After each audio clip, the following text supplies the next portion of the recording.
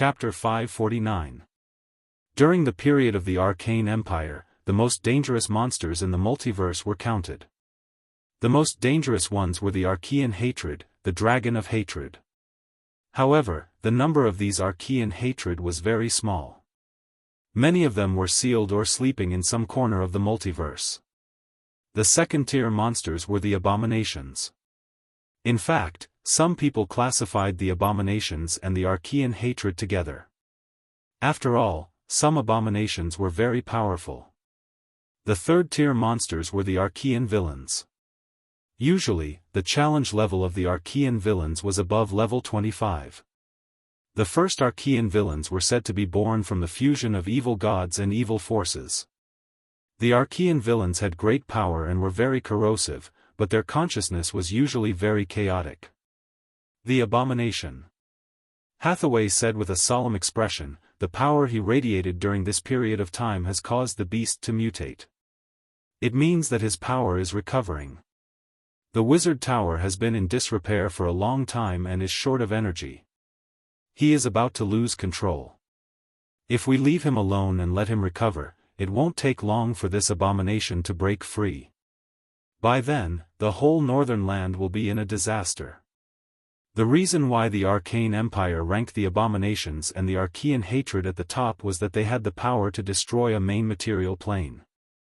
As long as they were given enough time, these monsters could easily destroy a rich plane. It seems that we have to get rid of this Abomination. Sulen said in a low voice. The battle of the Abomination is very dangerous. Legends can't intervene, so Alex and Karina can only stay here. But... Alex and Karina said anxiously, but they were interrupted by Sulen. No buts. Someone needs to guard this place. Besides, you don't even have legends. Are you going to die? At last, under Sulen's suggestion, Alex and Karina finally agreed. After discussing for a while, Sulen said to the Tower Spirit, where is the Abomination sealed? Tower Master, you can enter through the passage on the third floor of the Wizard Tower. As the Tower Genie spoke, a three-dimensional image of the Sorcerer Tower appeared beside it. The location of the Abomination was clearly marked on it. Sulen and Hathaway checked once to make sure that they had not missed anything. Only then did they walk down to the basement of the Magus Tower. Soon, the two arrived at the basement of the Magus Tower. The closer they got, the denser the negative energy in the surroundings. There was even a layer of gray fog in the basement. Sizzle. Strange noises could be heard, and then some looming figures appeared not far away. Be careful, there should be a lot of undead here. As soon as he finished speaking, a sharp cry rang out. Immediately after, the fog in front of him churned, and bone spears shot rapidly towards Sulen. Following which, dozens of undead appeared in the fog and quickly rushed towards Sulen. Command, intimidate. Group undead hold spell. Two spiritual lights flashed quickly on Hathaway's body, and the undead that were rushing towards Sulen instantly stopped. In a normal battle, wizards were usually in charge of controlling the field. The real damage output would depend on the Grand Sword Master, especially when the Grand Sword Master cooperated with a wizard. The terrifying lethality of a Grand Sword Master was unreasonably strong. Sulen waved his storm battle halberd and whizzed past. All the undead that were controlled by Hathaway were directly chopped into pieces by him. Clang! Clang! Clang! A large number of soul crystals fell. Hathaway gently waved her hand, and the soul crystals on the ground flew directly into her hand. After casually putting away the soul crystals, the two of them continued to move forward. The basement of the Wizard Tower was dark. This place had been corroded by the power of the Abomination. The two of them arrived at the third floor of the basement. According to the markings on the map, they quickly found the passage that led to the seal. At this moment, the two of them suddenly heard a strange crying sound. Sulen stopped in his tracks. Abomination. He's right here. Lightning flashed on Sulen's body, and his eyes looked into the depths of the passage. Although Su Len had not studied the abominations, he knew that their power was strong and strange. Ordinary legendary wizards could only play a supporting role when facing them. If one really wanted to wrestle with the abominations, one would have to at least reach the level of an astral wizard. The abominations seemed to have sensed their arrival. The strange crying sound became more and more obvious. The gray fog was tumbling, and they could clearly see that there were countless undead howling in it. "Hide behind me." Su Len grabbed Hathaway with one hand and pulled her behind him. After saying that, a strong power of lightning quickly gathered from his body. The entire space could feel the sudden increase of the surrounding electrostatic force field.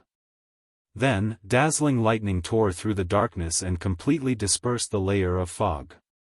The power of lightning continued to gather. The power of lightning on Sullen's body was completely opposite to the negative energy.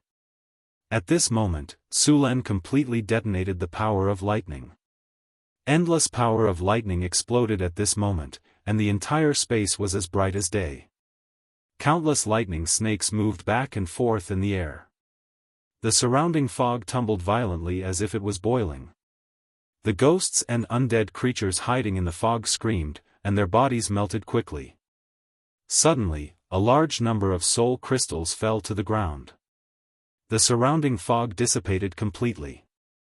At this moment, they could clearly feel a hexagram rune array. Silver chains entangled back and forth, firmly locking the center of the altar. At this moment, Su Len finally saw the monster in the seal clearly. "Be careful, Su Len. It was born from the corpse of an ancient god." Su Len looked at the monster in the seal in front of him. This was a completely distorted human figure. It looked extremely strange. Its limbs were excessively long, and its head was very large. There were wrinkles on it, and it looked very ugly. Its mouth was full of sharp teeth, and its lower body was connected to a huge corpse. After seeing Su Len and Garen, the monster let out a sharp cry. Then, a spatial force suddenly appeared. The teleportation light flashed, and a Baylor appeared in front of them. Baylor Demon. Challenge rating 18+, the Baylor Demon was burning with endless flames. As soon as it appeared, it let out a roar. Then, Zhou Zhong's whip whipped toward Su Len. Su Len waved his Storm War halberd and directly flicked the whip away. Just as Su Len was about to go forward, Hathaway's voice suddenly sounded in his mind, "Su Len, wait. I've prepared to stop time. Later, take the opportunity to kill the Baylor Demon." "Okay." Su Len agreed without thinking. Hathaway gently waved her staff, and an invisible force quickly gathered. Then, a powerful magic instantly burst out. Time Stop, legendary spell. Chapter 550. The entire world seemed to have been paused at this moment. Everything froze at this moment, motionless, like a photo that had been frozen. Time Stop has been successfully activated. It lasted for 10 seconds. Su Luan only felt a strange force sweeping over him, and then everything around him became still in an instant. "Do it." Hathaway's voice sounded from the bottom of his heart. Thunder Realm. Infinite power of thunder and lightning gushed out of Sullen's body in an instant. In the next second, Sullen's figure appeared beside the Baylor in an instant. Weakness detection. Thunder Slash. The light blue power of thunder and lightning flashed through the air. The Baylor that had just been summoned to the material plane was motionless. It was like a statue within the range of the Time Stop spell. The Storm Battle halberd carried light blue thunder and swept across in an instant, directly splitting the Baylor into two. However, the effect of the Time Stop spell did not appear. At the same time, after casting the Time Stop spell, Hathaway quickly cast the next spell with the power of the Mystery Lock. Summon Elemental Legion, Dimensional Summoning Gate plus Summon Fire Elemental Elder, Maximum Spell. A space gate opened, and scorching flames rushed out of the dimensional gate. The temperature of the entire basement soared by dozens of degrees in an instant. This was a teleportation gate leading to the fire elemental plane. After the teleportation gate opened, an angry roar was heard, followed by a flash of fire. A group of tall fire elementals walked out of the space gate. Summon Elemental Legion was a legendary spell. After casting, it could summon an elemental elder and several or more giant fire elementals. Casting 2 legendary spells in a row was also a great burden for Hathaway. Fortunately, after mastering the mystery lock, Su Len had re-injected enough energy into the mystery lock. With the power of the mystery lock, Hathaway could cast the spell easily. Time Stop did not really stop time. In fact, this spell changed the flow of time in an area, making the surrounding time flow extremely slow. It looked like it had stopped, but Hathaway and Su Len were not affected. Of course, although the effect of this spell was powerful, it also had its own flaw, which was that it was ineffective against gods. Therefore, those who wanted to rely on Time Stop to kill gods would die miserably. A breeze blew, and the effect of Time Stop disappeared. A thin blood mark appeared on the body of the Baylor in an instant. The blood mark continued to expand and finally split into 2. The Baylor's eyes flashed with a trace of surprise, and then it lost control of its body. Burning explosion. A dazzling flame suddenly rose from the Baylor's corpse, which had been cut in 2. The next second, a powerful explosion sounded.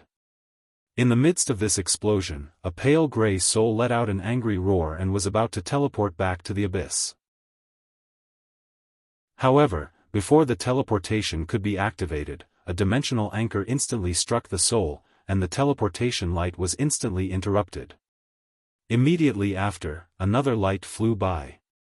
Soul Binding Spell, a magic gem to pull the Baylor's 2s to the soul to pull 2s to S. When the effect of Time Stop disappeared, in the dimensional gate opened by Hathaway, a fanatical giant fire elemental and fire elemental elder appeared in this underground space. It was not easy to kill an abomination. In the multiverse, although abominations were powerful and hated all living creatures, their strongest point was their almost immortal vitality. Although abominations were not as powerful as gods, for some reason, they were more destructive. In the era of the Arcane Empire, there was a special proposition on how to kill an abomination, god, ancient evil. As soon as this topic appeared, it was studied by many arcanists. After all, the great arcanists who liked to court death had done such things in the past. In theory, the easiest way to kill an abomination was to use the power of the god of death. The power of the god of death represented the end of all living creatures.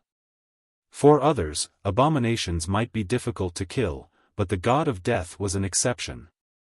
Unfortunately, the power of the god of death was not something that anyone could master. If one mastered the divinity of death or had the artifact of the god of death, one could also kill an abomination. However, these 2 things could not be obtained. Without these 2 things, it would be very difficult to kill an abomination. Like gods, abominations had divine shields. Although they were not as powerful as gods, they were still able to withstand several legendary spells at once. Moreover, as long as the divine shields were not broken once, the divine shields would always be repaired. Therefore, after a lot of calculations, the arcanists came to a conclusion. That was, they had to use saturation attacks in a very short time to let the divine shields reach the critical point and break them. In order to meet this requirement, Hathaway deliberately summoned the elemental army and wanted to use this method to kill the abomination. A world without flames is too sad. Burn, let the flames ignite the whole world. After the fire elemental elder arrived, it was immediately full of dissatisfaction with the surrounding environment. All fire elemental were arsonists. For them, flames were beauty, flames were everything, and they would ignite everything they saw. With the help of the summoning contract, Hathaway directly ordered the fire elemental to attack the abomination with her powerful mental strength. At the same time, Su Len, who had activated the thunder domain, also rushed forward. Because of the seal, the abomination had been sealed there and could not move at all.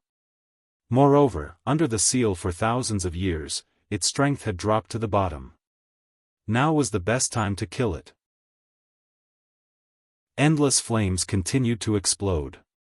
The fire elemental elders were forcibly suppressed by Hathaway and could only vent their anger on the abomination. As a legendary creature and an elemental life form, the fire elemental elder had all kinds of fire abilities. In addition, there was a group of giant fire elemental elders that were one level lower than him. The destructive power of these arsonists was very shocking. At the same time, Sulan did not hold back either. The powerful power of thunder and lightning kept flashing, and the storm halberd in Sullen's hand was swung like a windmill, constantly attacking. Ripples kept appearing on the divine shields like water waves. The abomination screamed, and a shock wave instantly rushed toward Sulan. The space around Sulan was shrouded by countless thunder and lightning. Then, a big net that seemed to be made of thunder and lightning appeared, and it shone with a dazzling light. The thunder domain instantly appeared under the impact of the divine powers.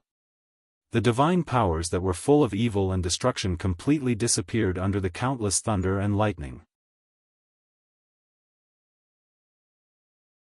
Chapter 551. Heat waves kept surging, and flames kept spreading to the surroundings. The abomination's divine power shield was also on the verge of collapsing. After all, the abomination was not a god, and it did not have the almost endless divine power of the god kingdom as a shield. Thunder slash. The storm battle halberd carried the terrifying power of thunder and lightning and smashed down on the divine power shield. Boom! The power of thunder and lightning and the divine power surged, and countless bolts of lightning burst out in an instant. The entire underground space trembled slightly. The divine power shield, which was already close to its limit, finally could not withstand Sullen's all-out attack. The divine power shield shattered at this moment. Life. Destruction. Kill him, the abomination's chaotic consciousness kept whispering. In the face of Sullen's attack, it did not retreat at all. Its hatred for the living and its chaotic and crazy consciousness made it attack all living things in a frenzy. They longed for destruction, and the purpose of their existence was to destroy everything. The thunder territory kept making crackling sounds. This was Sullen's territory and the abomination's territory fighting fiercely. Waves of pollution kept attacking, and as this power spread, Sulan clearly felt a chill run down his spine. His life force was slowly draining away. At this moment, a status appeared on his system panel. He was being eroded by the pollution territory, and his life force was continuously decreasing. If he did not deal with it, this speed of life force loss could quickly drain an ordinary person. Be careful. Hathaway's voice suddenly sounded. Lightning flashed, and Sullen's figure disappeared in an instant. At the same time, where Sulan had been standing, a sharp spike suddenly pierced out from the ground. Looking at the 1-meter-long spike, Sulan was terrified. If he was stabbed by this thing, his butthole would explode. A sharp claw pierced through the void. In the next second, the space behind Sulan cracked open, and the claw scratched at his back. It was as if Suluan had an eye in the back of his head. The storm halberd didn't even bother to look at it. It instantly blocked the claw, and the power of thunder and lightning erupted, completely purifying the evil power on the claw. The abomination roared in pain. Its tone was sharp, and a strange whisper rang out in Sullen's mind. This voice was filled with hatred, unwillingness, madness, and brutality. It made one feel irritable and wanted to destroy everything. This was a power that abominations were born with. These gods, who were born in death and died before they were born, were a curse to all the living. They hated everything in this world. A deformed human monster was frantically struggling to break free from the sealing chains on its body. Silver rune chains were deeply integrated into its flesh. His crazy eyes stared at Sulan, and then another divine power attack followed. Bang! Dazzling lightning burst out, and the power of lightning around Sullen's body kept colliding and dissipating. He couldn't help but step back. At the same time, a sharp claw scratched at his head. Sullen's body flashed with lightning, and he disappeared instantly. At the same time, the surrounding fire elemental elders led many giant fire elementals to attack the abomination crazily. These fire elemental creatures didn't have vital points, and they couldn't dodge the attacks of the abomination. They attacked directly.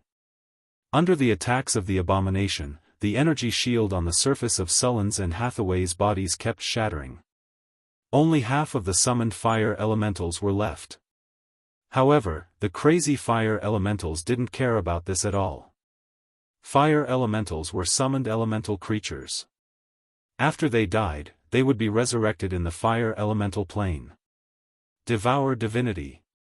The twisted abomination monster suddenly turned into a gray python and pounced on Sulen, trying to swallow him completely. The divinity on Sullen's body was very attractive to it. Thunder Spear. The blue power of lightning gathered in Sullen's hand, and a spear made completely of lightning appeared. In the next second, lightning flashed, and the entire underground space was lit up. The thunder spear hit the gray python with the sound of wind and thunder. The gray python was nailed to the ground in an instant. Endless power of lightning exploded at this moment, and the evil power that formed the gray python was purified instantly. The gray python disappeared completely in the lightning. The gray evil power turned into threads and was absorbed by the abomination again.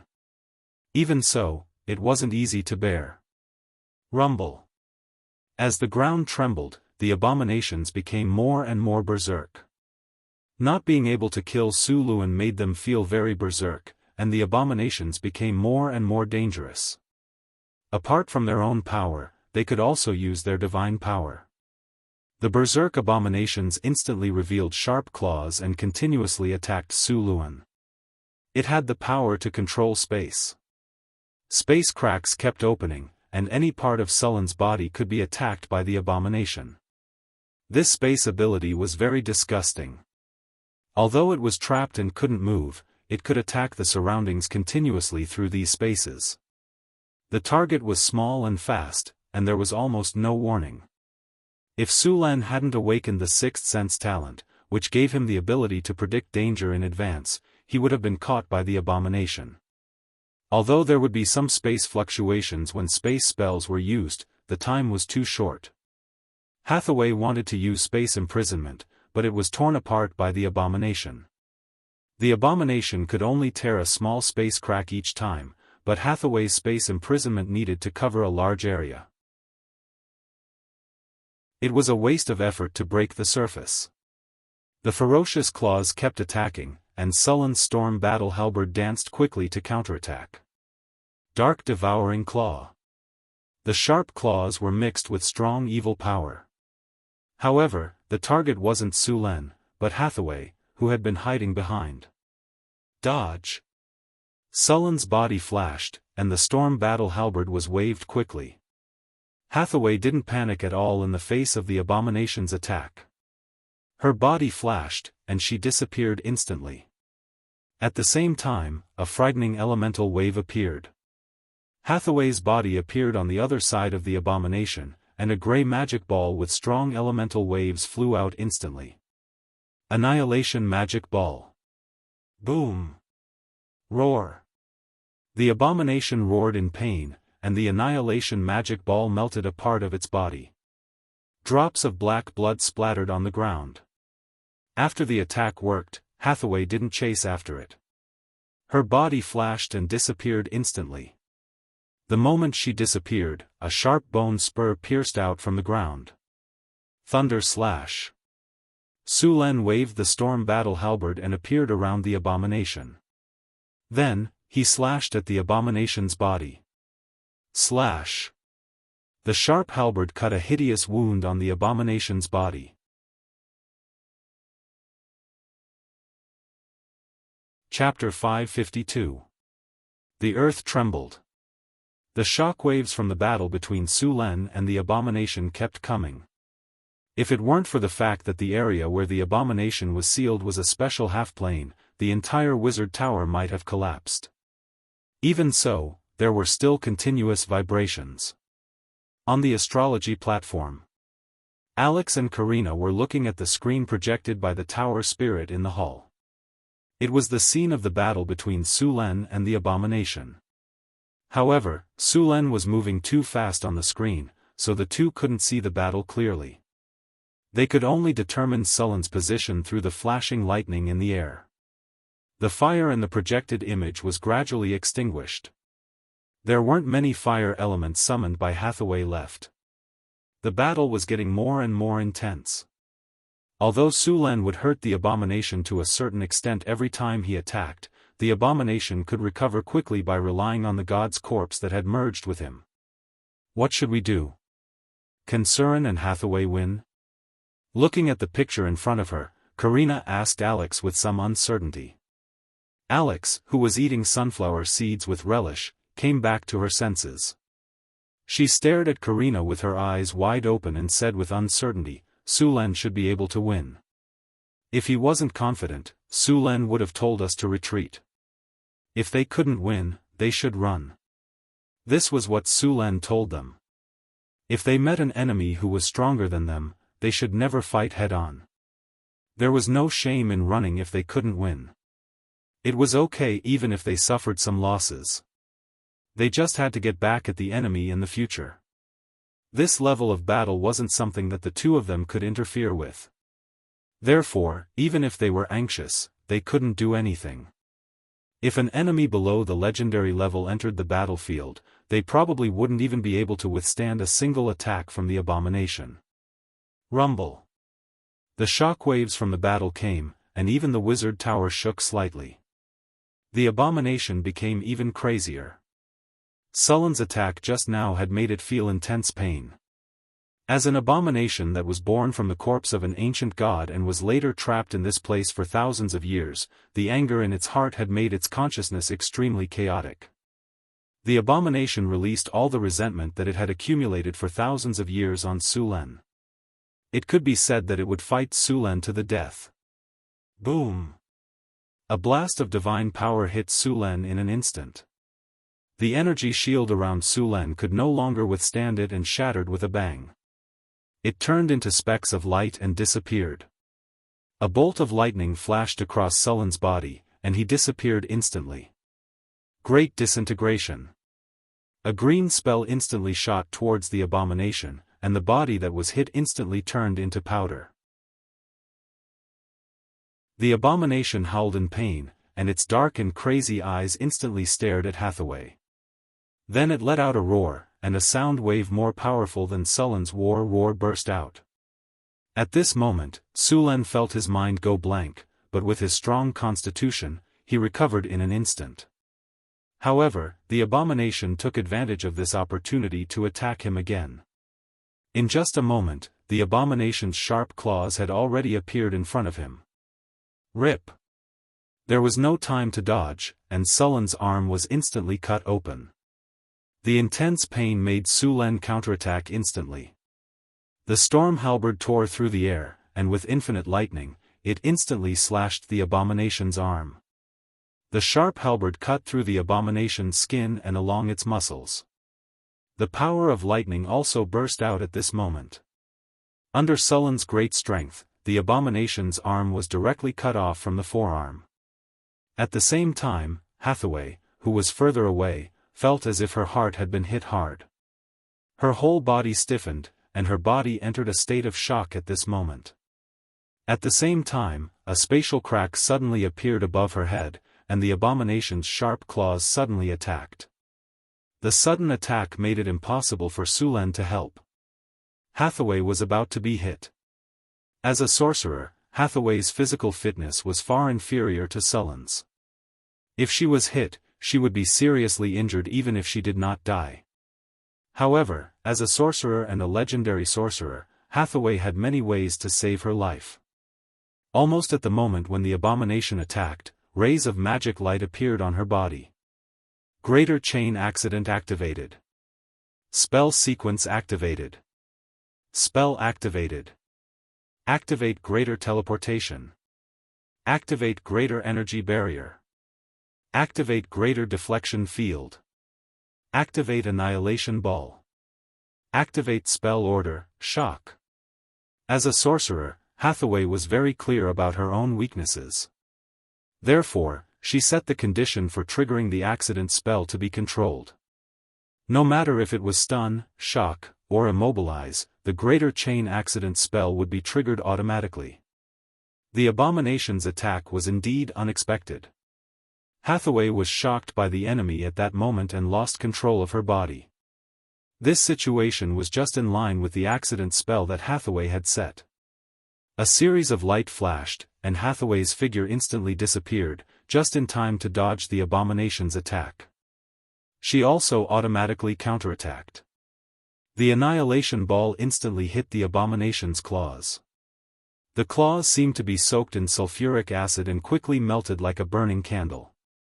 The abominations had many strange and powerful abilities. They had divinity and many attacks. Even Sullen's physical fitness could not be completely immune to them, let alone Hathaway. Fortunately, Hathaway had practiced this situation in the battle simulation. The spell sequence on her sorcerer's robe was prepared for this situation. When Hathaway reappeared, the abomination immediately captured her position. This was not difficult. After all, the space here was not too big. The abomination's power could cover the entire area. Then, the abomination launched another attack at Hathaway. Sharp bone spurs instantly pierced out of the ground. Crack! With a soft sound, the energy barrier around Hathaway's body broke in an instant. However, Hessie had already regained consciousness and regained control of her body. The staff in her hand flashed slightly, and then the space around Hathaway instantly became distorted. Chaotic space. The abomination's bone spurs, which attacked by tearing the space apart, brushed past Hathaway and did not cause any damage to her.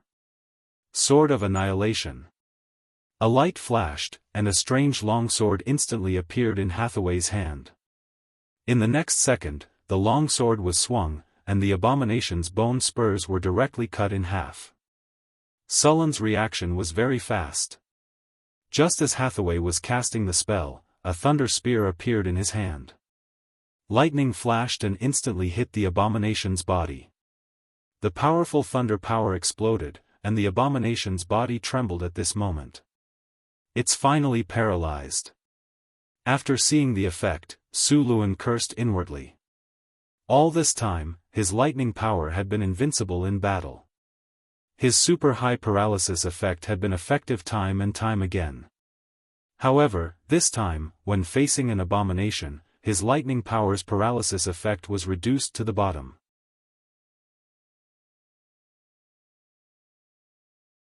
Chapter 553. The power of thunder and lightning was one of the most powerful forces that Su Luan had mastered. It had always been destructive and had a very high chance of paralysis. Even the enemies of the legendary rank would be restrained in all aspects when facing it. It ignored most of the test of fortitude and paralyzed the enemy. Basically, all creatures of the legendary rank and above had varying degrees of resistance, especially warrior classes. Their resistance to control effects was even higher.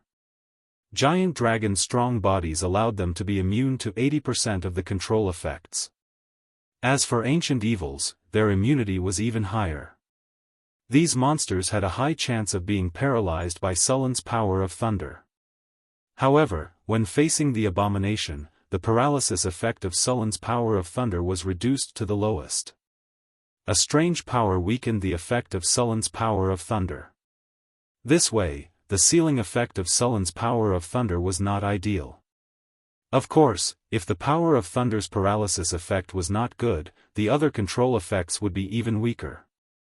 Hathaway's order, shock, was directly immune to it. At this point in the battle, Su Luan had a headache. The abomination's recovery ability was too strong. It was connected to the god's corpse and could continuously draw power from the god's corpse to recover. In addition to its own recovery ability, it was too difficult to kill it. If only Chris was here. As a legendary succubus, with her damage output, this abomination would not be able to withstand it. Su Len thought to himself. Suddenly, a beam of light descended from the sky. Immediately after, a tall figure emerged from the beam of light. The figure's silvery white body exuded a chilling aura. Its tall figure exuded an oppressive aura, and its sharp twin blades gave off a chilling sensation. To Su Luan's surprise, the guardian magic statue appeared on the battlefield. Activating battlefield communication, mental link established, guardian golem activated, transferring battle command authority, enigma suppression ability activated, tower master, battle preparations are ready. Please give the battle order.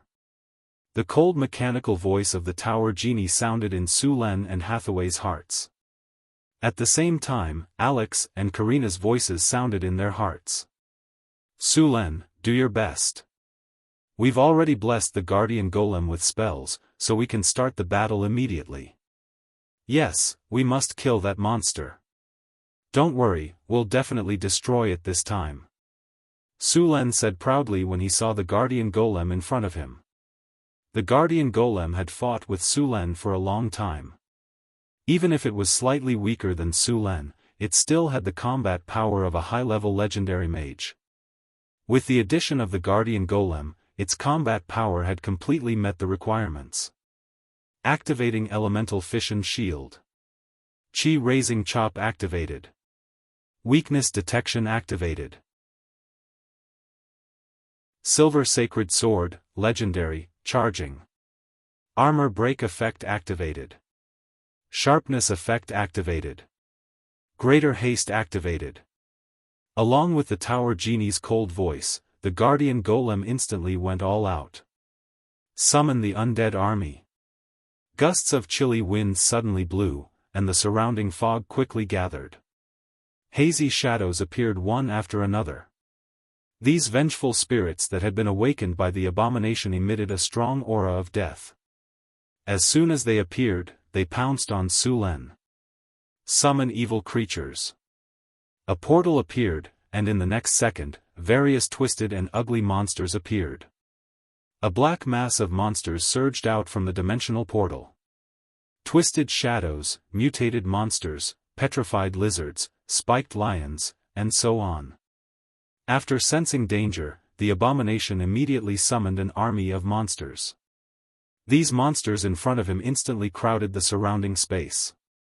There were so many of them that they could even fight a medium-sized war.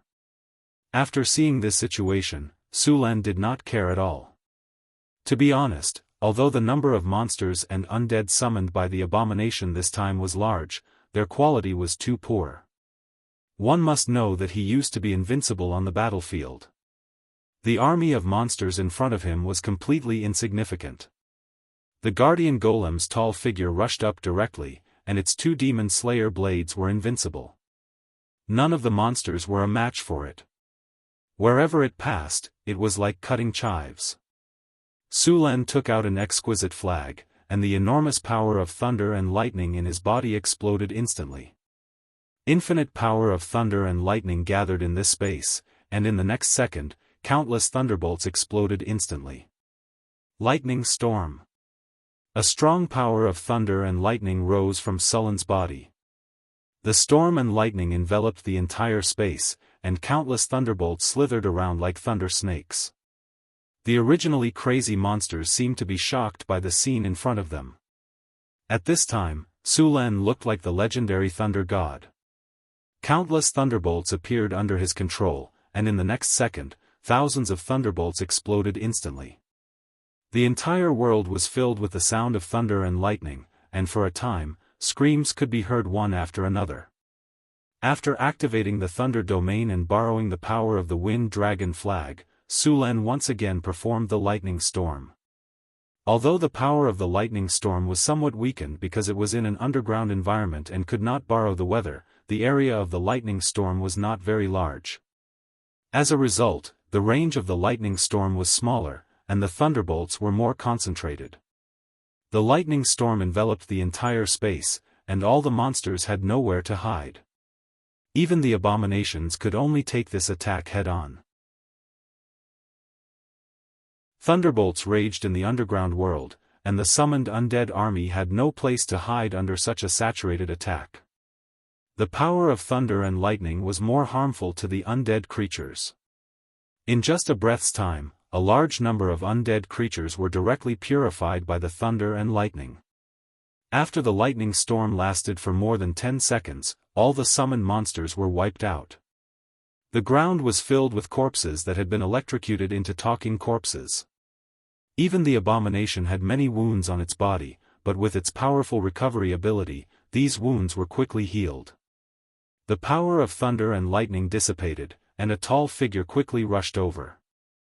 With a flash of cold light, the sharp claws that had just grown out of the abomination were cut off again. The guardian golem, which had been strengthened by the weakness attack, kept attacking the abomination. Facing this kind of golem puppet that could not be controlled, had thick skin, and was immune to all kinds of negative statuses, the abomination did not have a good way to deal with it. Sulen put away the wind dragon flag. He had consumed a lot of energy just now, but in the thunder domain, his recovery speed was very fast.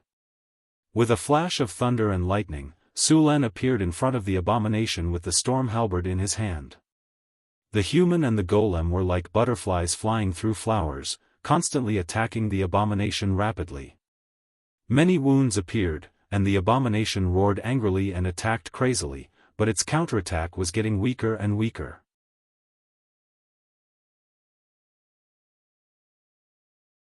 Chapter 554. Sulen and the guardian magic statue attacked quickly. The man and the magic statue were like the most brilliant surgeons, cutting the abomination quickly. A large number of wounds quickly appeared on the abomination's body. Under their crazy attacks, the abomination was completely passive. In the battle just now, Sulen discovered a weakness of the abomination that was not a weakness. When Sulen and the rest's attacks exceeded the abomination's recovery speed, the abomination would stop attacking and enter a defensive state, increasing its recovery speed. At this time, the abomination would not take the initiative to attack. Although it could not kill the abomination, it could delay its movements. After discovering this rule, Sulen had already thought of a way to deal with it. The storm halberd was waved quickly, and the magic slaying blade swept across. The abomination's body was now full of holes. Great disintegration spell. A green light flew out from Hathaway's magic staff and hit the abomination's body instantly. The area dissipated like sand. The abomination's recovery ability was suppressed, and its aura became weaker and weaker. Its recovery speed also became slower. After seeing this, Hathaway immediately waved her magic staff and started to cast a spell. Soul Banishment. Rays of silver-white light appeared, and countless runes quickly gathered and merged. Finally, they turned into silver-white chains that pierced the abomination's body instantly. These chains pierced through the abomination's body. Then, as it roared crazily, Hathaway began to slowly drag the abomination's soul out of its body. However, as an abomination, even if Sulen and the guardian magic statue worked together to severely injure it to the brink of death, it was still very difficult to drag its soul out. As Hathaway's magic power continued to deplete, soul shadows were drawn out one by one, wailing. However, these were not the real souls of the abomination. These wailing souls were just pitiful people who had been devoured by the abomination. They were used as consumables by the abomination to resist Hathaway's soul banishment. Damn it! Why are there so many souls? Didn't you say that he was sealed in here? Many souls flew out of the abomination's body, but his soul still didn't appear. Sulen couldn't help but curse. Throwing out a large number of magical gemstones, Sulen casually cast a soul-trapping spell to guide these souls into the gemstones. Seeing that Hathaway and the abomination were in a tug-of-war, Sulen instantly released countless lightning bolts. These lightning bolts quickly gathered in mid-air, and in the blink of an eye, 9 purple chains that were shining with lightning appeared. Thunder Prison. 9 purple lightning chains instantly pierced through the abomination's body. Together with Hathaway, they tried to drag the abomination's soul out. Astral projection. A golden light suddenly rose from Hathaway's body. In the next second, a translucent figure that looked exactly like Hathaway walked out of her body. The silver soul had a hazy shadow. This was the form of her soul. Countless inscriptions were engraved on her soul. This was the power that Hathaway had added to herself. After activating the astral projection, Hathaway's power increased greatly. The silver chains dragged even harder. Soon, under the combined efforts of Sulen and Hathaway, a dark, twisted, ferocious, and indescribable soul was dragged out of the abomination's body. This wasn't a complete soul in human form. Instead, it was a terrifying soul that was pieced together by countless soul fragments. It looked terrifying and ferocious. The evil energy in the surroundings quickly became denser. An extremely crazy and hateful consciousness began to attack Sullen's mind. He struggled, roared, and tried to escape frantically.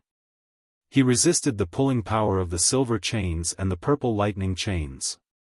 However, it was obvious that the abomination had already lost in this tug-of-war. The abomination struggled frantically, but his soul was still being dragged out bit by bit. What a terrifying monster! Sulen could feel the abomination's desire to destroy everything in front of him. He couldn't help but be shocked. Sulen pulled the lightning chains and bound the abomination's soul tightly. Then, endless lightning burst out from his body. "It's time to end this," Sulen shouted. He raised the storm halberd in his right hand and slashed at the abomination's soul. As a dazzling lightning flashed, the abomination's soul was cut in half. The abomination's soul was cut in half, but it still didn't die. However, its struggle became much weaker. Sulen and Hathaway easily dragged the 2 parts of the abomination's soul over. Although the soul had been pulled out, the abomination still didn't die. It was very difficult to kill a monster of this level. Even if the physical body was killed, as long as the soul escaped, it would be resurrected soon. Sulen wouldn't make such a mistake. Soul suppressor. Hathaway chanted an ancient spell. Her huge soul was like a giant. The silver rune chain emitted a dazzling light and pulled half of the abomination's soul into a high-quality magical gemstone bit by bit. Sulen also took out a high-quality magical gemstone and sealed the other half of the soul. As if sensing danger, the abomination's soul struggled and roared madly, trying to break free. However, at this moment, the abomination was too weak to change the situation. In the end, the soul was split into 2 and was completely sealed in the gemstone as it screamed. The lightning chains shrunk instantly and appeared on the surface of the gemstone like strange patterns. The moment the abomination's soul was sealed in the gemstone, the originally pure gemstone became pitch black. At the same time, it emitted an evil and blasphemous spiritual light. The entire gemstone looked very evil. It had been turned into an evil gemstone by the abomination's soul. If this gemstone fell into the hands of an ordinary person, they would be affected by the abomination's soul and fall into darkness. In the end, they would become the carrier of the abomination's resurrection. Sulen heaved a sigh of relief. He flipped his palm and put the gemstone into his storage space. Although this gemstone was very dangerous, it was also very precious. It contained a lot of divinity. Hathaway's huge figure waved her hand gently, and a spiritual light rose. Demon sealing formation. Runes danced and instantly sealed the gemstone that was emitting evil spiritual energy. Apart from looking a little black, this gemstone looked like an ordinary gemstone. Then, her soul turned into a spiritual light and returned to her body. As the soul was sealed, the abomination's body collapsed. Its power was quickly drained. After a few breaths, the abomination's body deteriorated rapidly. In the end, it became like a dried-up rotten wood.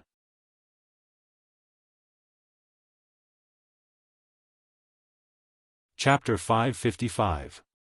The lightning dissipated, and the entire space became clear. Although Sulan did not carefully check how much divinity there was in the abomination's soul, it was definitely more than the divinity crystals he had obtained before. However, it would take a long time to extract the divinity and use it. This was also the method he used to kill the abomination. Sulan did not have the power of death, so he could only rely on this method slowly. After the battle ended, Sulan let out a long sigh of relief. There were more spoils of war on the battlefield, and the most important one was the corpse of the ancient god. Although an abomination was born from this corpse, the corpse still had extraordinary benefits. The abomination did not inherit all the divinity in the corpse, so there was still a lot of divinity left in the corpse. In addition to the divinity, there were also a large number of mid-level and low-level soul crystals obtained from killing many undead, which could provide raw materials for the golem factory. The corpse of the ancient god was huge. It was dozens of meters long, lying on the ground. One could imagine how tall it had been when it was alive. Even the tallest cloud giant in the material world was only close to its knees in front of it. This was a male god, and the corpse was somewhat broken. There was a hideous wound on the head and the heart of the corpse. It was obvious that this was the fatal wound that killed this god. It would be very troublesome to transport such a huge corpse out directly. Moreover, this kind of corpse was full of divinity. Once the news leaked, it would definitely be a disaster. By then, not to mention the legendary masters in the material world, even the gods would not be able to help but send their avatars to fight for it. By then, it was likely to cause a disaster like the time of troubles. After Sulan checked that there was no problem with the corpse, he added another layer of seal. After the abomination's soul was sealed, the corpse was directly separated from the corpse. After a final inspection and cleaning, Sulan and Hathaway were relieved. After sealing the space again, Sulan and Hathaway returned to the wizard tower with the guardian golem. Alex, Karina, I'll leave the rest to you. Hathaway and I need to rest first. If there's nothing important, don't disturb me. After saying that, Sulan directly found a room on the astrology platform and walked in. After getting rid of the abomination that was a ticking time bomb, the entire sorcerer tower could finally relax.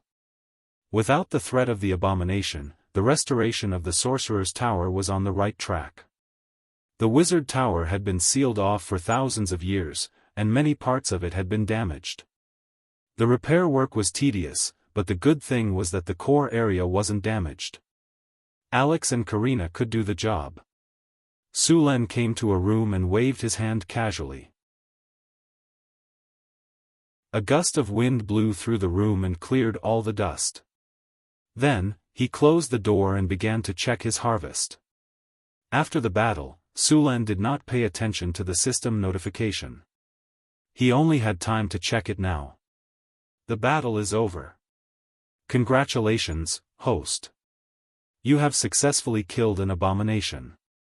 You have received 573,000 experience points. You have received God's Bone X1. Congratulations, host. You have successfully killed an abomination. You have received a Diamond Treasure Chest X5. You have received 1 legendary skill point.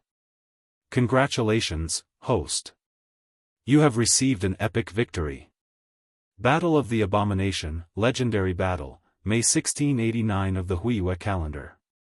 A large number of mutated monsters appeared in your territory. In the process of investigating the cause, you found an ancient ruin.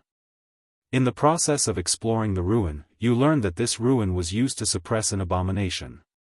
At this time, as the seal was damaged, the supply of elemental energy was insufficient, and this abomination was about to break free. In order to prevent Northtown City from being destroyed, you finally decided to kill the abomination with Hathaway. In the 3rd floor of the Sorcerer Tower, in a strange space, you successfully killed the abomination with the help of Hathaway and the Tower Genie. With your return, this news will gradually spread, and your name will begin to spread across the continent. Sulan's prestige was now very high. If the entire continent was divided according to the arcane card game, Su Len alone would be a purple legendary card, and he also had a red faction card, Florence and Northwind Principality, as well as many follower cards. If he revealed all of his strength, Sullen's card would probably become an SSR Gold Godly card. Congratulations, host. Your experience points are full. You have leveled up. You are now level 31. You have received 2 free attribute points, 2 skill points, and 2 diamond treasure chests. Opening the system's storage space, Su Luen saw 7 diamond treasure chests neatly placed in the storage space. Seeing this, Su Luen felt envious. After a long time, Su Luen finally calmed down and summoned a water ball. Su Luen carefully washed himself and then prepared to open the chests. Su Len opened the storage and took a deep breath. In the next second, he chose to open all the treasure chests. Congratulations, host. You have successfully opened the diamond treasure chest. You have received the item 9 Transformations Golden Pill *1 bottle. Congratulations, host. You have successfully opened the diamond treasure chest. You have received the item Nature Crystal *1 bottle. Congratulations, host. You have successfully opened the diamond treasure chest. You have received the item Advanced Legendary Soul Crystal *1 bottle. Congratulations, host. You have successfully opened the diamond treasure chest. You have received the item God's Blood *1 bottle. Congratulations, host. You have successfully opened the diamond treasure chest. You have received the item Time Orb *1 bottle. Congratulations, host. You have successfully opened the diamond treasure chest. You have received the item Hero Recruitment *1 bottle. Congratulations, host. You have successfully opened the diamond treasure chest. You have received the item Arcane Mechanics. The brilliance dissipated, and Su Len could not wait to take out the items to have a look. Su Len had already obtained 2 bottles of 9 Transformations Golden Pill. He put them away immediately. He had also obtained the Nature Crystal. It was just nice that he could give it to the Nature Oak. This was also very beneficial to Xanthi. However, Xanthi was currently unable to absorb this energy. The Advanced Legendary Soul Crystal was a good item. This was an important material for creating Advanced Tower Genie and Advanced Legendary Golems. Next, Su Len picked up a crystal bottle and examined it. This was a red bottle of viscous liquid with a golden glow. It was God's blood. As the crystal bottle shook, a faint golden glow rippled out. Su Len used appraisal to appraise it. This was a bottle of God's blood. It could be used to create magic potions or create divine artifacts. It was very precious. Su Len immediately put the crystal bottle away. The time orb was a light blue pearl. It was about the size of a lychee. Its surface was as smooth as jade. After appraisal, it was actually a treasure that contained a trace of the law of time. Its effect was to reduce the difficulty of casting spells such as Time Stop. Unfortunately, Hathaway only knew Time Stop. She could not cast spells such as Time Reversal or Time Banishment.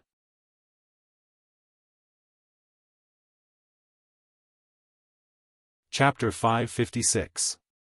In some ancient legends and myths, there was an ancient god called the Lord of Time and Space among the first ancient gods of order. However, he had never left any information, so arcanists had always doubted whether this ancient god really existed. In the multiverse, there were very few of his believers, but it was certain that those time dragons were the believers of this Lord of Time and Space. Wizards learned their space-time spells from the time dragons. Time dragons could be said to be masters of controlling time. They were born with the ability to control time. For example, they could cast spells like Time Stop at will. This was a very powerful legendary dragon species. They were also known as the chronological dragon, the epic dragon, or the eternal dragon. They rarely communicated with ordinary creatures. Time dragons like to travel in time and explore the past or the future. When they found a potentially dangerous war, they would not hesitate to use their ability to end the war as soon as possible. Time dragons were also the only dragon species that was truly immortal. This kind of dragon was also the only one that did not collect treasures. Instead, it collected ordinary sundials and strange mechanical clocks. According to data, there were only a dozen or so time dragons in the multiverse. It was said that many time dragons had left the Crystal Wall System universe. In the same Crystal Wall System universe, they would usually form groups of 4 to 10 for the purpose of reproduction. Once all the female dragons were pregnant, the group party would end, and then it was very likely that they would never see each other again. Some lucky arcanists were lucky enough to communicate with time dragons and then learn time spells from them. This was how the famous legendary spell Time Stop came to be. It was said that some arcanists studied and imitated the breath of time dragons to create spells. The breath of time dragons had two effects. One was to steal time. They could spit out the breath of time that wizards were immune to. It would directly steal time from the opponent, causing an irreversible and permanent aging effect. It was said that some of the breath of time dragons could easily turn a human from a baby to an old man. The second effect of the breath was to exile time. It was also unavoidable. Its effect was to directly throw the enemy out of time. The enemy would completely disappear and be unable to move until the effect of the breath disappeared and they were captured by time again. These two dragon breaths were very powerful. Time Exile was a spell that imitated the time dragon's breath. However, the effect of this spell was far inferior to the time dragon's breath. Even so, this spell was very powerful, and very few people could master it. Now that he had the spacetime orb, a treasure that could be considered a divine artifact, he would need to search for and collect time-related spells in the future. Spacetime Pearl, a mystical pearl condensed from the power of spacetime. It contains a trace of the laws of time and space. Wearing this pearl will greatly reduce the difficulty of casting time spells.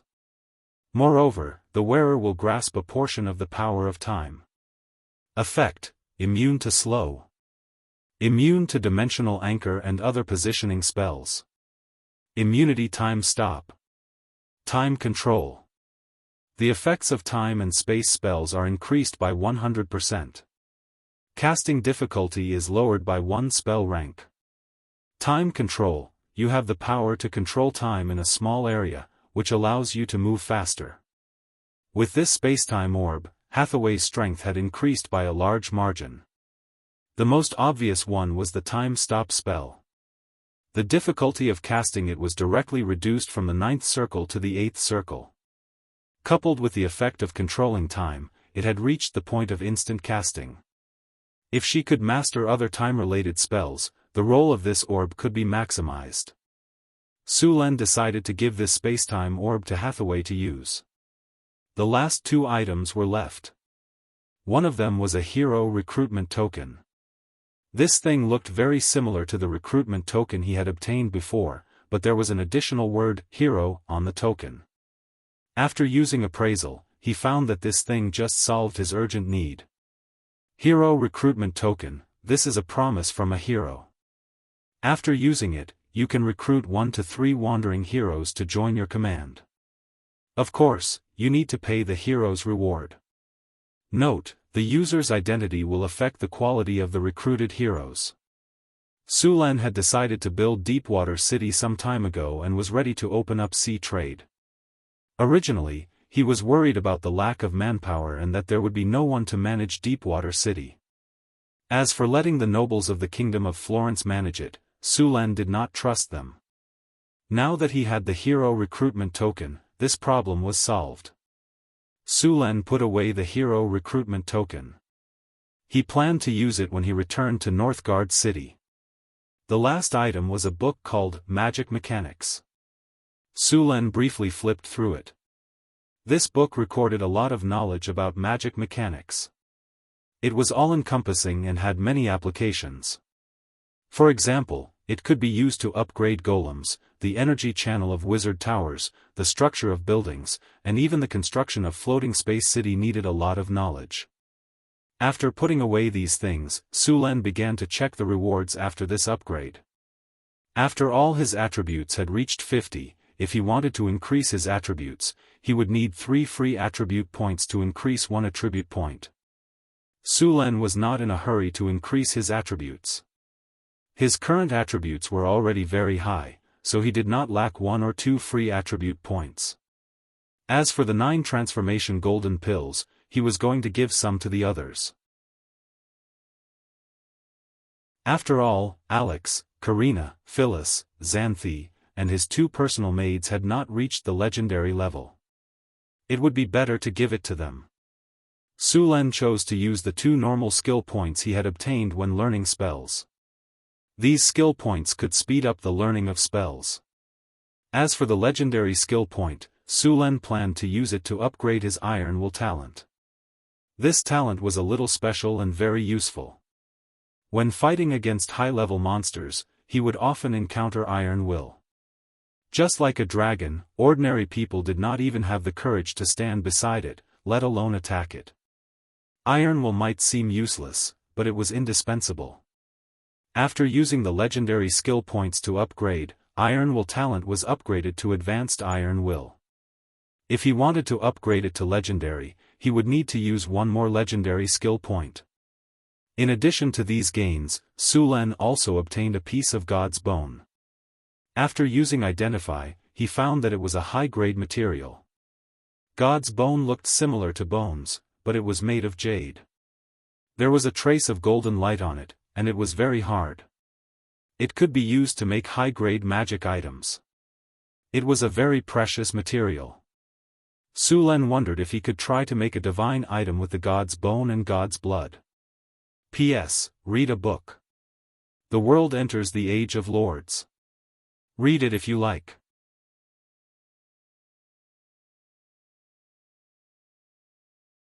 Chapter 557. After putting these things away, Su Lin checked the divinity crystals that he had just obtained. There were 2 divinity crystals this time. The one in Sullen's hand had about 8 points of divinity. The one in Hathaway's hand should be about the same as the one in his hand. It added up to 16 points of divinity. This abomination had more divinity than many demigods. This was because the great Arcanist had sealed it so that it was not completely born. There was still a part of the divinity in the god's body that had not been absorbed by it. If this abomination broke the seal and absorbed all the divinity, its divinity would probably reach the level of a weak god. Of course, with more divinity, the abomination's strength would also increase. By then, it would be Sullen's turn to be unlucky. Su Lin did not mind having more divinity. Although he did not intend to walk the path of a god, it was still good to use divinity to increase his strength. In fact, if Su Lin was willing to become a god, he could establish a church and preach. Of course, at this time, he could only be called a false god. The minimum requirement to become a god was to have 30 points of divinity, which was the level of a weak god. At the same time, he needed to master the power of rules and condense it into a divine personality. Su Lin was still a little short of this. He could condense the divine personality of the Thunder God. As for the clergy, there were many choices. If Su Lin chose to become a god, it could be done in about 10 or 20 years. However, he would be trapped in this universe of the crystal wall system and could not go to other crystal wall systems. Although gods were powerful, there were many restrictions. As a god, he had to fulfill the obligations of his clergy. At the same time, he could not leave the god's kingdom at will. If it was only for 180 years, he could consider it. The key was that as long as he was a god, he had to fulfill this job. This was also the reason why the ancient gods who were tired of it gave their clergy to their descendants or other successors. After becoming a god, Su Lin still needed to choose a side. With his current strength, a god with weak divine power could only be regarded as a small role among the gods. He could be regarded as a god under other gods. In the Pantheon Temple, his seat was also the last few. In order to become a big shot or a main god in a god system, one had to be at least mid-level divine power. As for those large god systems, such as the main gods of the elven god system, they must be at the level of great divine power. The most powerful gods in the Pantheon Temple were great divine powers. The ancient god of death, Jurgil, and Mother Gaia were at this level, but they had already retired. After becoming a god, he would gain allies and enemies at the same time. At that time, he would have to face other hostile gods. Moreover, compared to other gods, the god of thunder's priesthood did not have an advantage. It would not be easy for him to develop and grow. He also needed to be careful of those hostile gods. Perhaps one day, he would be tricked by them. Sulan did not want to live such a life, so instead of becoming a god, it was better to become an astral wanderer. Collecting divinity would not only make him stronger, but it would also give him the essence of immortality. After resting in the room for a day, Sulan recovered to his best state, then he left the seclusion room. At that time, Hathaway was still in seclusion. She had gained a lot this time and needed some time to organize it. After coming to the astrology platform and eliminating the abomination, the ancient ruins had become sullen spoils of war. It could be said that it was the biggest gain besides the divinity. A well-preserved floating space tower that could fly and a secret realm. "Welcome back, Tower Master," the voice of the tower genie sounded. "Where are Alex and Karina?" Sulan looked around. There was no one on the astrology platform, and he did not know where the two of them had gone. "Ms. Alex and Ms. Karina are repairing the elemental pool," the tower genie said. As it spoke, it directly displayed a projection image. In the image, Alex and Karina were in the basement of the wizard tower. "It seems that they are not slacking off." Sulan nodded. "By the way, Tower Genie, did the former Tower Master leave any treasures or other magic props in this tower?" Sulan suddenly thought of something and asked. "I'm sorry, Tower Master. The previous Tower Master was arrested for violating the rules of the Supreme Arcane Parliament and conducting dangerous research. When the previous Tower Master was arrested, all his wealth and magic tools were taken away by the Supreme Arcane Parliament, so there is nothing left here," the Tower Genie said coldly. Sulan shook his head in disappointment. "Sure enough, I was greedy. A floating space tower is worth at least hundreds of millions of kinnar. What else can I ask for?" Soon, Sulan sorted out his thoughts and continued to ask the Tower Genie about the Wizard Tower and the Secret Realm. "Tower Genie, how many golems are there in the Wizard Tower now?" "There is a golem legion in the Wizard Tower, including 2 diamond golems, 2 advanced magic construct golems, 500 steel golems, 1,000 rock golems. So many, I'm rich." After hearing the Tower Genie's words, Sulan's eyes turned into the shape of Kinnar City. A whole golem legion, how many Kinnar City would it take to produce this many golems? But before he could get excited, the Tower Genie's next words made Sulan's mood slowly sink. However, because of the lack of energy and maintenance, now the Golem Legion has been sealed. Many of the golems have aged and damaged, and some of them have lost the value of repair. Moreover, many of the golems that can fight were destroyed in the Tower Master's attack not long ago. Now about 10% of the golems in the Wizard Tower are intact. I knew it.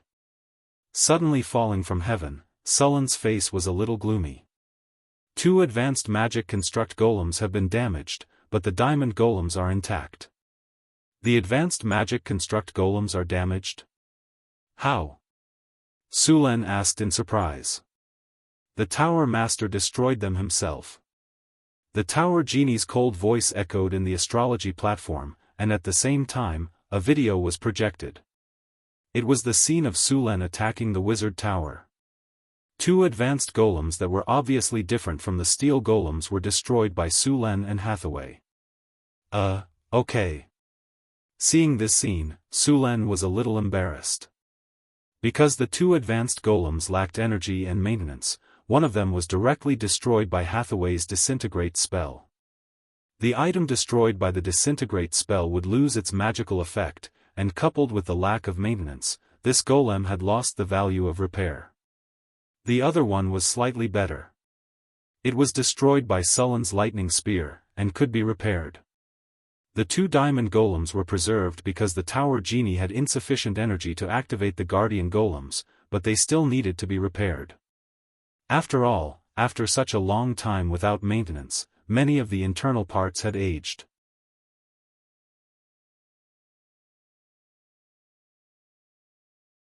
Chapter 558.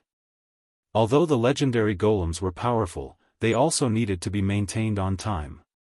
The wizard tower had reached such a state that even the internal energy supply of the wizard tower could not be guaranteed. Naturally, the legendary golems could only be abandoned. Although some protective measures were taken when they were sealed, it had been too long after all. After some inquiries, Sulen learned that the secret realm had been emptied by the ancient arcanists. When the abomination was discovered, it was too powerful for them to kill it, so they sealed the abomination. The secret realm that sealed the abomination was abandoned. Only the Enigma and the floating space tower were left behind to suppress it. The entire secret realm was basically an empty shell. The Arcanists' plan was to seal it for thousands of years until the abomination weakened to a certain extent. Then, they would kill it. But they never expected that before the abomination weakened, the Arcane Kingdom would go to war with the gods. After the war, the Arcane Kingdom fell apart. The secret land and the abomination of the god in the secret land had long been forgotten. They couldn't even take care of themselves, so who would care about the abomination of the god? It was also because of the good quality of the seal left by the Arcane Kingdom that it hadn't completely collapsed after thousands of years. Otherwise, it would have caused a catastrophe. However, although everything there had been moved away, the ancient arcanists still left behind a lot of things, such as the virtual library. In the core of the wizard tower, there was a virtual library of the ancient arcanists, which stored a lot of knowledge from the era of the Arcane Kingdom. Although it wasn't the best, after all, the owner of the wizard tower was only a high-level legendary. He didn't have a floating space city, and he wasn't a great arcanist. The core knowledge of the era of the Arcane Kingdom, such as the floating space city, the neutron star golem, the element fusion reactor, the element annihilation technology, and so on, didn't exist. However, although there wasn't the most core knowledge, the knowledge stored there was still very precious. In the core of the wizard tower, there was a complete set of floating space tower construction technology, half-bit wall development technology, the magical particle railgun 2-V generation technology, enigma weaving technology, the legendary golem technology, and so on. These technologies were not top-notch in the era of the Arcane Empire, but they were definitely top-notch in this era. Northern Town City was not as powerful as those old wizard organizations. Even though Sulen had opened a treasure chest and obtained a lot of powerful knowledge, it could only close the gap a little. However, with this virtual library, the Northern Wind Tower's knowledge was immediately filled up. They were not inferior to the most powerful wizard organizations in the world. The problem now was to absorb and fuse this knowledge as soon as possible. Only after absorbing and fusing this knowledge could this foundation be converted into strength. However, the most important thing right now was to repair the wizard tower as soon as possible. He checked the damage of the wizard tower from the tower genie. The most damaged part was the elemental pool.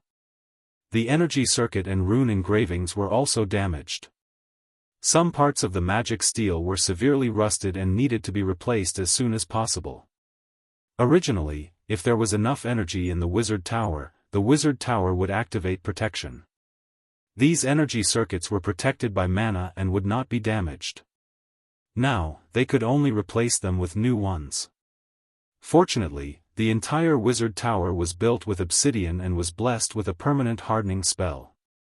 The structure of the entire wizard tower was strong enough. They only needed to repair the damaged parts to be able to use it again. A day later, Hathaway finally came out of the closed room. Seeing her in high spirits, it was obvious that she had fully recovered. "Hathaway, how do you feel?" Sulen asked with a smile. "Much better. The evil thoughts of the abomination have been cleaned up. I only knew about the power of the abomination from some records. After this encounter, I realized how terrible this monster is. Even if it has been sealed for thousands of years and its strength has fallen to the bottom, it is still so powerful.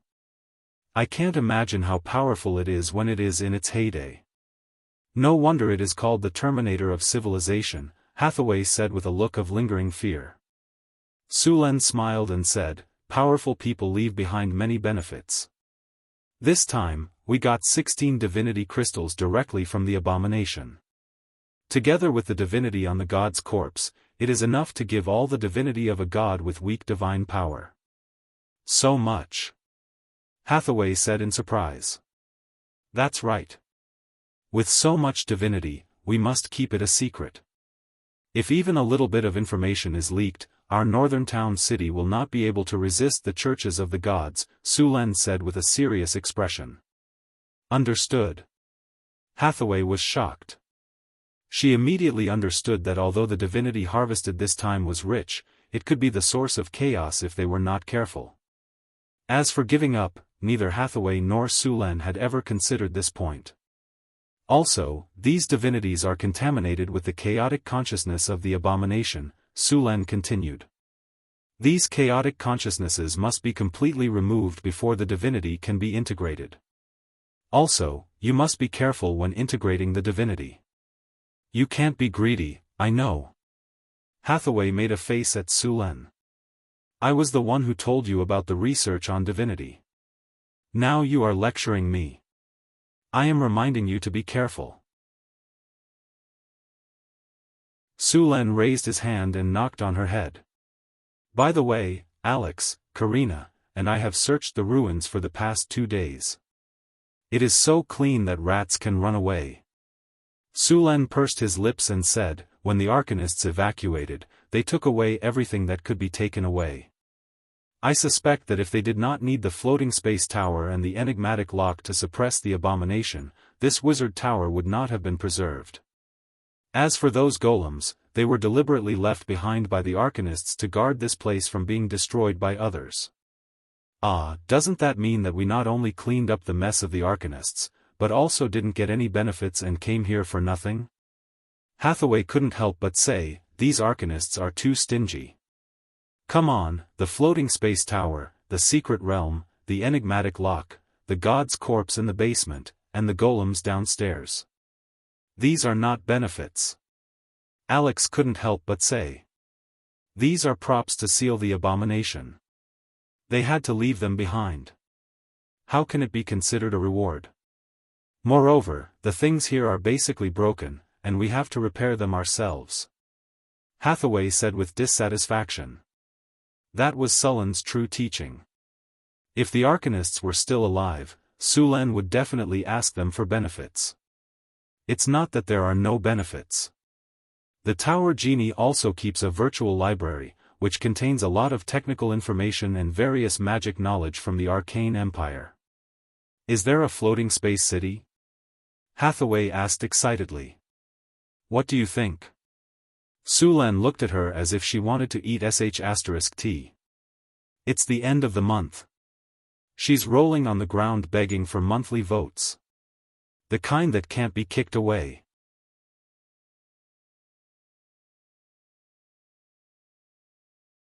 Chapter 559.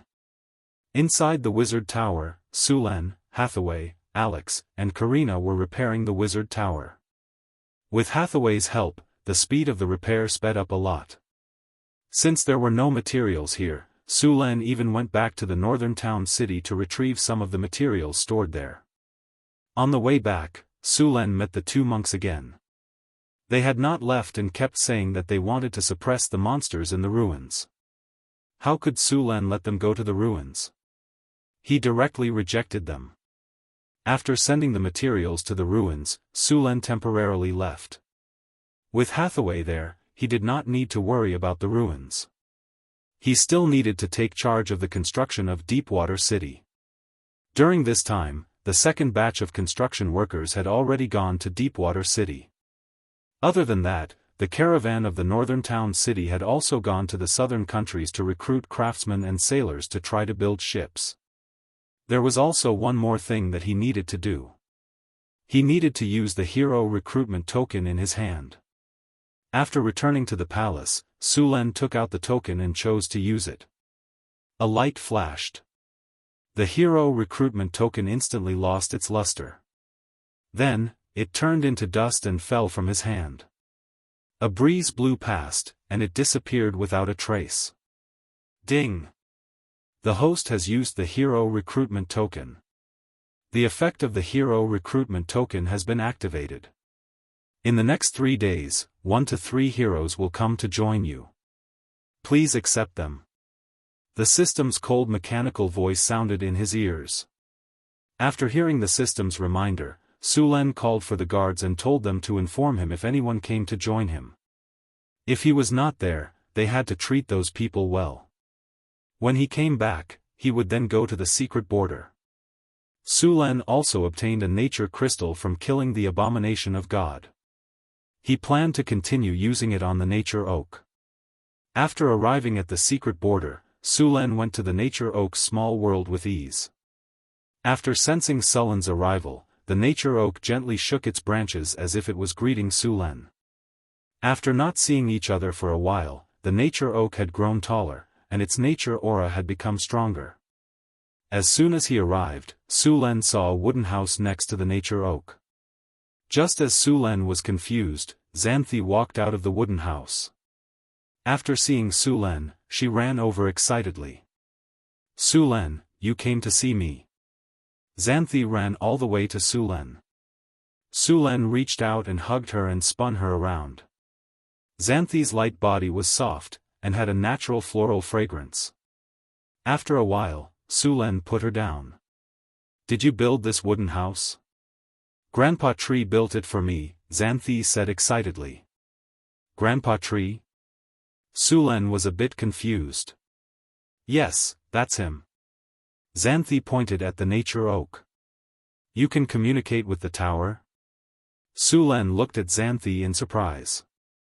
Xanthi said shyly, not really, I can only feel some vague thoughts. When did you feel it? Su Len asked. For a while. Xanthi shook her little head. You've awakened your fairy bloodline?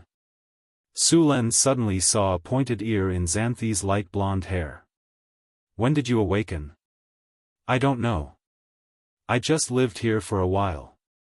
That day, I suddenly felt Grandpa Tree. From that day on, I felt some changes in my body, Xanthi said as she hugged Su Len. After a while, my ears grew longer, and I felt that I was much stronger. Oh, I could also use spells. Saying this, Sandy waved her hand towards a plant beside her. Bloom. A green light flashed, and then something surprising happened. The plant immediately began to grow rapidly. In the blink of an eye, a flower bud appeared. Then, the flower bud grew rapidly and split open. Soon, a flower bloomed in front of them. Nature spells. Sullen's eyes lit up. Is this your awakened ability? Yes, I can also use some illusion spells. Xanthi said proudly. She looked as if she wanted to be praised. Great. Su Len smiled and rubbed her head. Oh, you can take care of plants, right? Yes, my ability can make plants grow better, reduce pests and diseases, and accelerate their growth. Xanthi nodded. Then from today onwards, you will be the chief planter of the botanical garden. Take some time to check out the magic herbs growing in this secret realm and give the winged ones some guidance, Su Len said happily. Me? Xanthi was so surprised that she could not close her mouth. I can't. I have never planted any magic herbs before. Moreover, those magic herbs are so precious. If they die in my hands, it's okay. There are many magic herbs. I will take some out for you to experiment. Besides, you have to believe in your talent and trust my judgment. Su Len said with a smile. Then, I will try. Xanthi nodded her little head. But if I make a mistake or break those magic herbs, you can't be angry. Don't worry, I won't be angry, Su Len said. Then, Su Len took out the nature crystal and used it on the nature oak tree in front of him. The light green divine power instantly merged with the nature oak tree.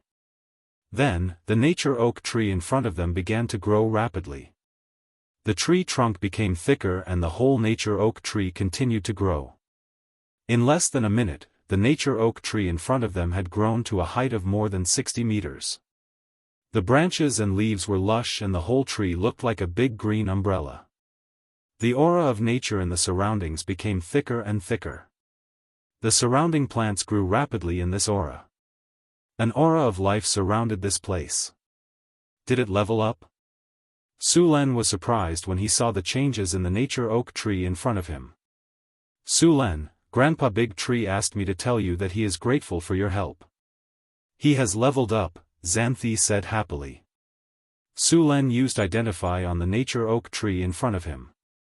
Then, a message appeared in his mind. Wisdom Ancient Tree, a magical plant evolved from the nature oak tree. It is a unique plant in nature. It can give others nature spells. Living here can improve one's physique, increase one's lifespan, and purify one's bloodline. Skills: enlighten, all nature, purify, nature spells, etc. Has a low chance of producing the fountain of youth. Seeing this wisdom ancient tree, Su Len was very happy. With this tree, as long as he had time, he could create a group of druids. Seeing its abilities, Su Len planned to arrange for his 2 little maids to live here for a while. He believed that their elven bloodline would become thicker and their strength would increase.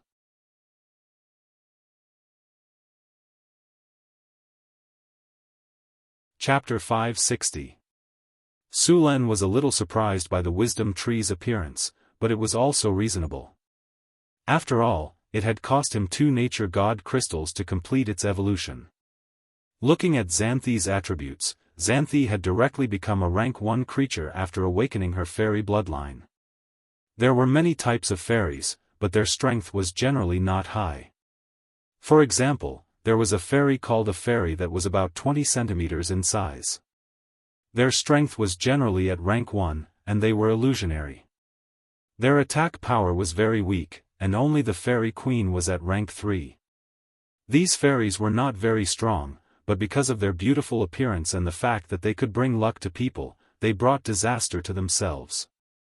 Back then, a large number of wizards had tried to capture these fairies. As a result, the remaining little fairies had to hide in places where no one would go. Although these fairies were not very strong, they were very good at hiding. In the forest, even if someone was 2 ranks higher than them, they would not be able to find them. Xanthi had awakened a kind of natural fairy bloodline. The strength of this fairy bloodline was at the 2nd rank. Only a few fairy queens could reach the 4th rank. The potential of this fairy bloodline was limited, but it could turn Xanthi from a weak woman without the strength to a 1st-rank warlock. This was already very good. The fairy bloodline's potential was limited, but Su Len had divinity. If there was no other way, he could let Xanthi absorb some divinity. Divinity was the most mystical power in the multiverse. It had the effect of turning something rotten into something magical. Breaking through the limits of a species was only one of its effects. The fairy bloodline was about the middle of the bloodline among the warlocks. It could not be compared to the dragon bloodline. However, this bloodline also had its benefits. For example, it had a very long lifespan. Fairies' lifespan was not less than elves, and fairies would not age. They were also very beautiful, so many female warlocks chose the fairy bloodline and became wizards. Su Len left Xanthi a 9 transformation golden pill and a set of books for her to learn from a wizard apprentice to an official wizard. He let her live and learn at the wisdom tree. This time, Su Len gave all the 9 turns golden pills he got to his women. A bottle of 5 pills was not enough. In the end, Hathaway and Chris were legends, so he didn't give them to them. Everyone else got 1 pill each. Sulen gave the time orb to Hathaway to use, and Sulen gave her a little divinity, but this required her to completely integrate the power of the Baylor. Sulen planned to keep the advanced soul crystal to build the advanced legendary golem. As for the god's blood and god's bones, Sulen and Hathaway had discussed and decided to upgrade the storm halberd. God's blood and God's bones could be used to create divine weapons, but even the lowest grade divine weapons were not easy to create. There were very few divine weapons in the multiverse. Other than the fact that some of the materials were precious, there was also the fact that they required the most important thing, divinity. Only by imbuing the item with divine power could it be called a divine artifact. Otherwise, it could only be considered a magical item.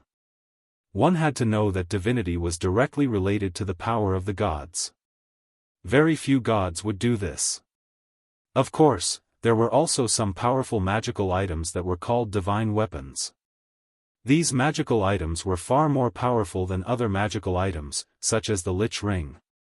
It was said that this item was a magical item made by a lich who had lived for an unknown period of time.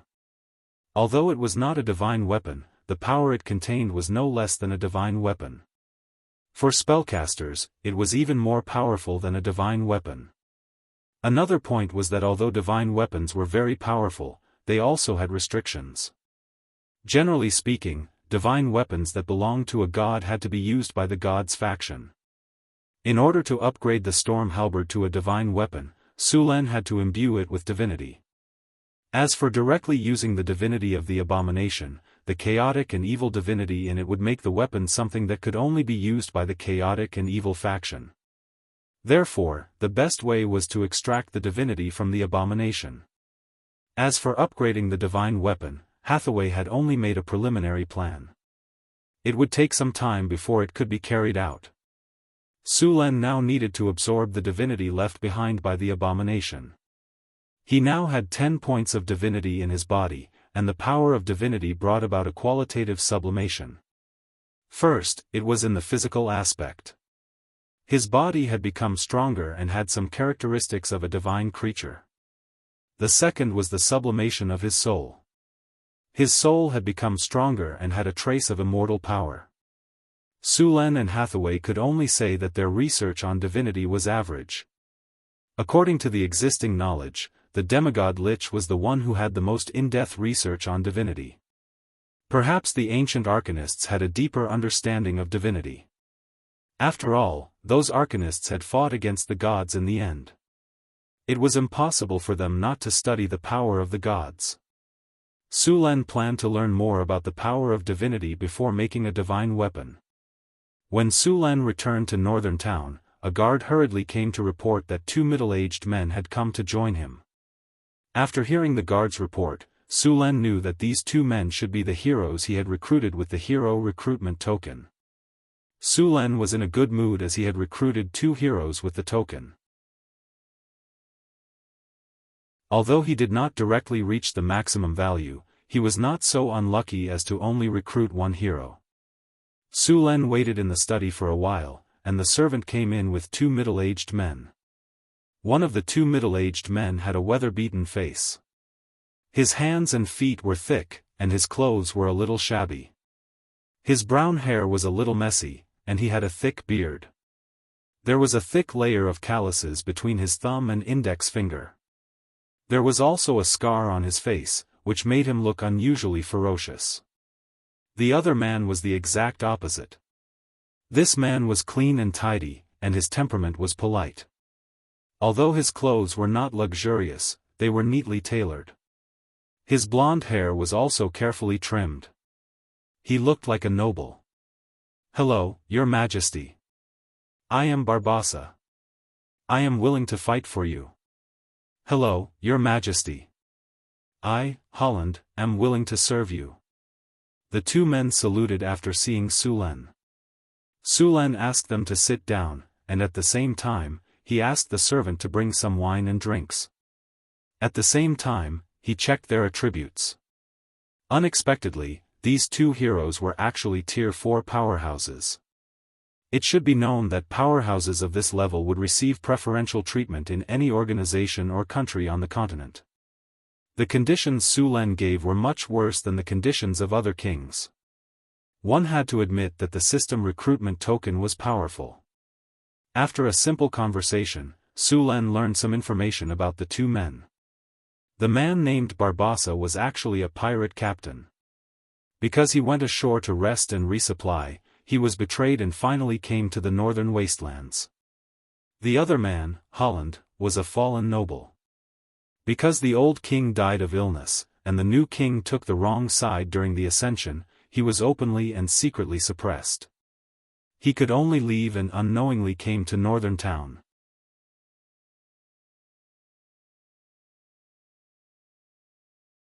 Chapter 561. When he was in power, he did not show any mercy to his political enemies. Now that he had lost his power, his political enemies would naturally retaliate. And it would be 10 times or even 100 times the revenge. The Holland family was already in dire straits, and it was because of him that they were able to rise again. Now that he had lost his power, the family had fallen apart. If not for his strength, he would have escaped with his wife and children after seeing that the situation was not good. Grass would have grown on his grave. The arrival of these two heroes could be used to fill in the gaps in Deepwater City. The development of Deepwater City needed someone to preside over it. Holland was originally an assistant minister of the Kerbal Kingdom and was proficient in internal affairs. He was more than qualified to manage Deepwater City.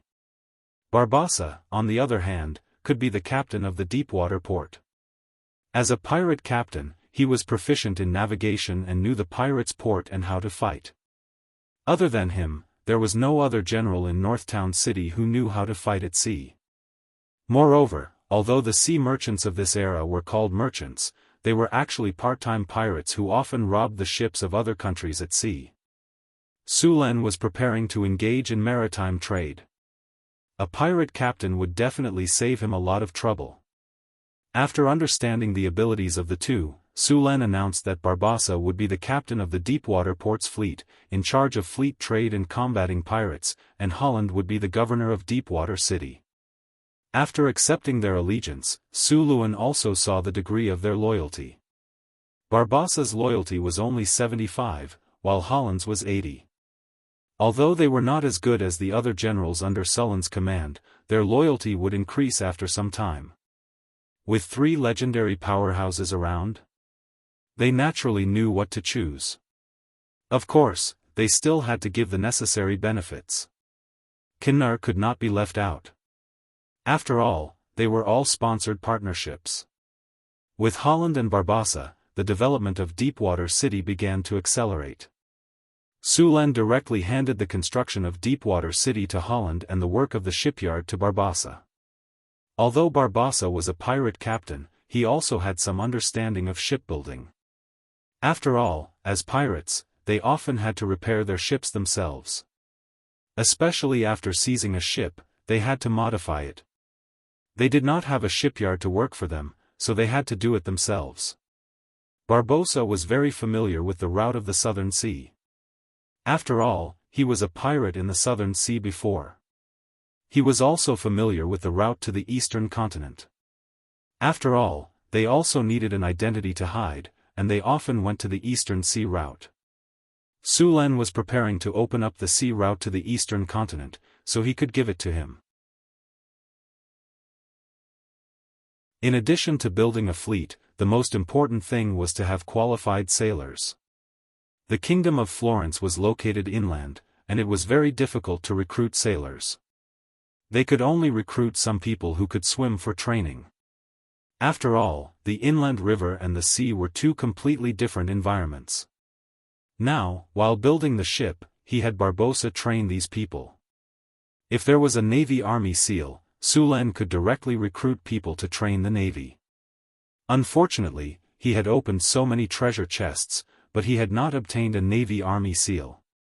In order to strengthen the connection between Deepwater City and Northtown, Sulan and Hathaway purposely set up a teleportation circle in Deepwater City. They then connected it to the teleportation circle in North Town so that the two places could be teleported directly. The planning of Deepwater City was very different from that of North Town. As a commercial port, it must be convenient for transportation. After a period of construction, some houses had been built in Deepwater City. Some of these houses were for workers to live in, and some were for warehouses to store materials.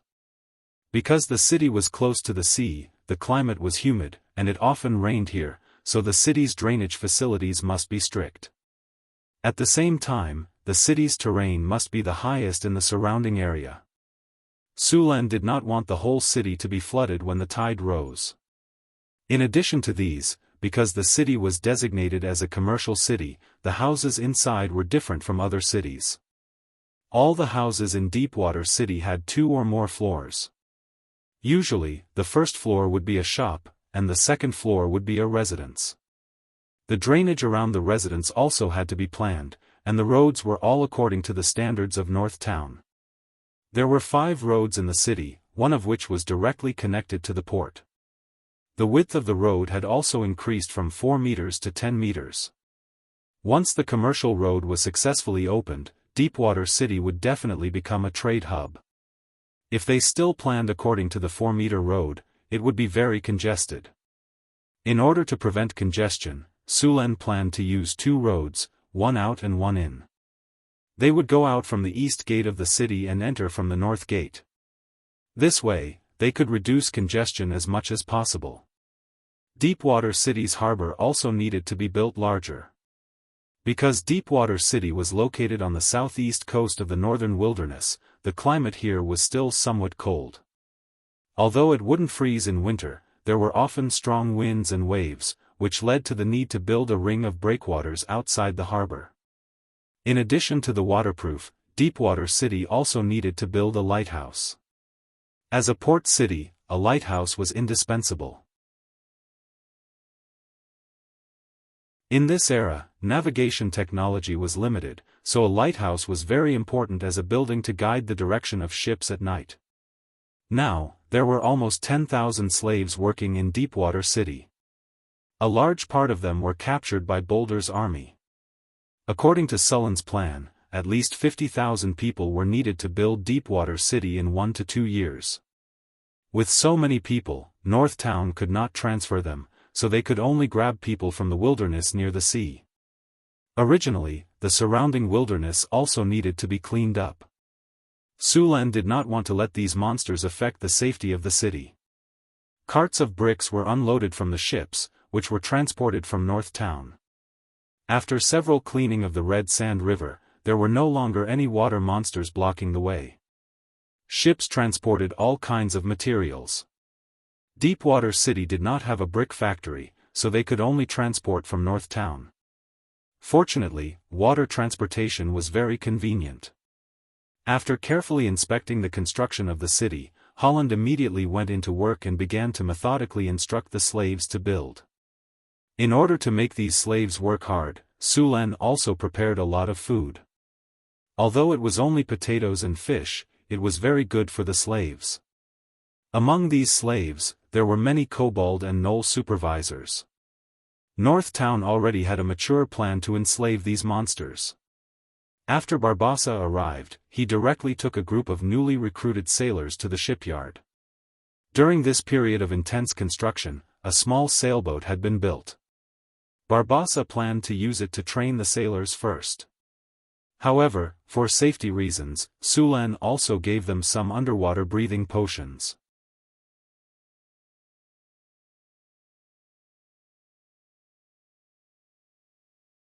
Chapter 562. The construction of Deepwater City proceeded in an orderly manner under Holland's command. Boulder led the army to clear out the various monsters around the city. Barbassa was leading a large group of newbies to practice swimming. Swimming in the sea and swimming in the river were 2 completely different experiences. The waves in the sea were strong, and those who had not been trained could be hit by a wave and never get back up again. "Hurry up, you bunch of weaklings. Weren't you all proud before?" How come you've all become soft-footed after a big wave? Barbossa held a bottle of rum in one hand and a rope in the other as he pointed at the sailors on the ship and scolded them. Although the ship was swaying, Barbossa was walking as if it was flat ground and did not sway at all. Get up, don't pretend to be dead. Hurry up and control the sail. If you don't want to go to the bottom of the sea to feed the fishes, then get up and control the ship immediately. The wind and waves rolled, and the entire sea was like a pot of boiling water. A small boat was rolling in the sea, and a 4-meter-tall wave hit it. The entire ship was immediately lifted up and plunged into the water. Just as the ship was about to sink to the bottom of the sea, it was lifted up by the sea in the next second. The ship rocked back and forth in the sea, but it remained standing. Soon, the wind and waves passed, and the sea returned to normal. Hurry up and get up. Look at your vomiting. Hurry up and clean the deck. Barbossa said as soon as the storm passed. The sailors on the ship were dizzy from the fall, and their vomit was everywhere. Then, under Barbossa's urging, the pale sailors endured the discomfort and cleaned up. Don't think that this is a small matter. When sailing at sea, you must ensure that the ship is clean. If you don't want to get sick, remember to maintain hygiene. Also, you must maintain balance at all times. The enemy will not let you go just because you fell. Alright, rookies, this is your first lesson after boarding the ship. More cruel training awaits you in the future. Cherish the good times now. I hope that I can still see you when it's over. Northern Wasteland, Northgard City. An endless stream of merchants entered the city in an orderly fashion. Although Northtown City had only been established for a few years, it had quickly developed into a bustling metropolis due to the local specialties and the continuous influx of immigrants. The Pearl of the Northern region was very famous in the human kingdoms. Almost every merchant knew about this new trading city.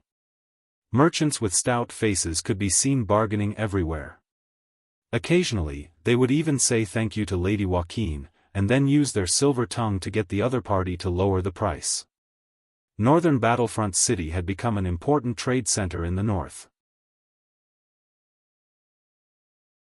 The wine, paper, sugar, spices, and all kinds of enchanted materials and potions produced here were very popular on the continent.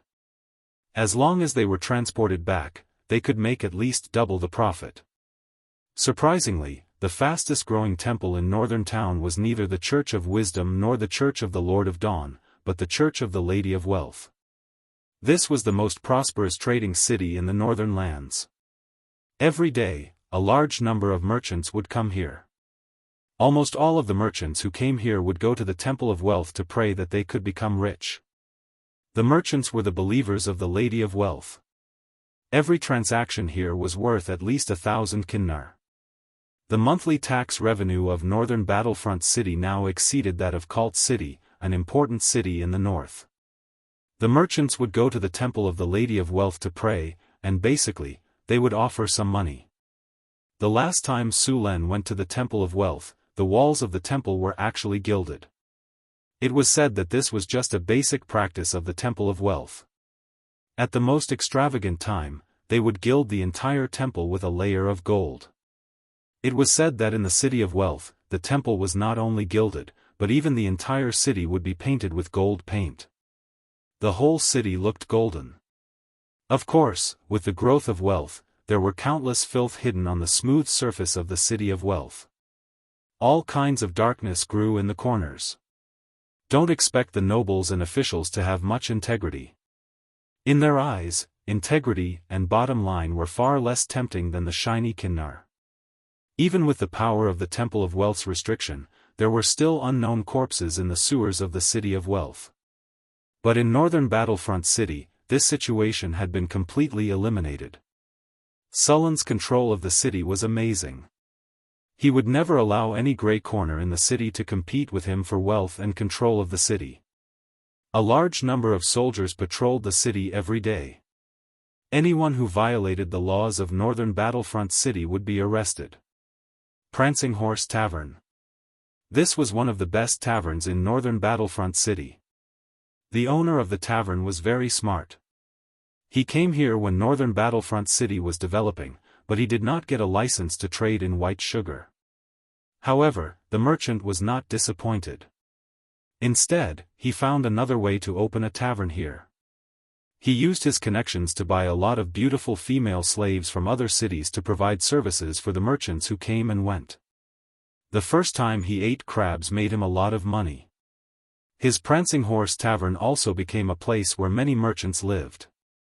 At this moment, a large group of drunkards, tourists, mercenaries, and adventurers were chatting and laughing loudly. On a small stage in the middle of the tavern, a few female slaves who were dressed very sparingly were posing. This was a reserved program in the tavern. The owner of the tavern was very good at doing business. Everyone liked free performances. As long as these people were aroused, they would spend money to enjoy it even if you didn't say anything. Next to them, a bard was looking at the stage with a depressed face. These LSP only cared about watching the performance. Who would order his songs? He was too careless.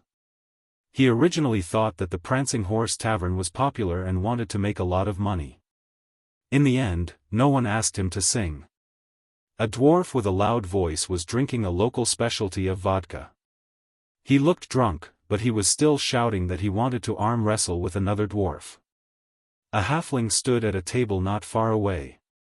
Although he was dead drunk, he had just knocked down a thief who wanted to steal his wallet. This sword is 30 feet and 1 inch long. It weighs 2 pounds and 3 ounces. It was tempered into steel and quenched into a sharp edge. 3 years ago, I killed a gnoll in Neverwinter. A dwarf master forged it and gave it to me. At this time, a warrior pulled out the long sword with a clang. It was cold and the sword was shining. It was indeed a good sword. The noisy atmosphere suddenly became strangely quiet. Everyone's eyes were focused on him. The man's expression was cold, and there was a murderous look in his eyes. After looking around, he said coldly, "Only 30 kinnar."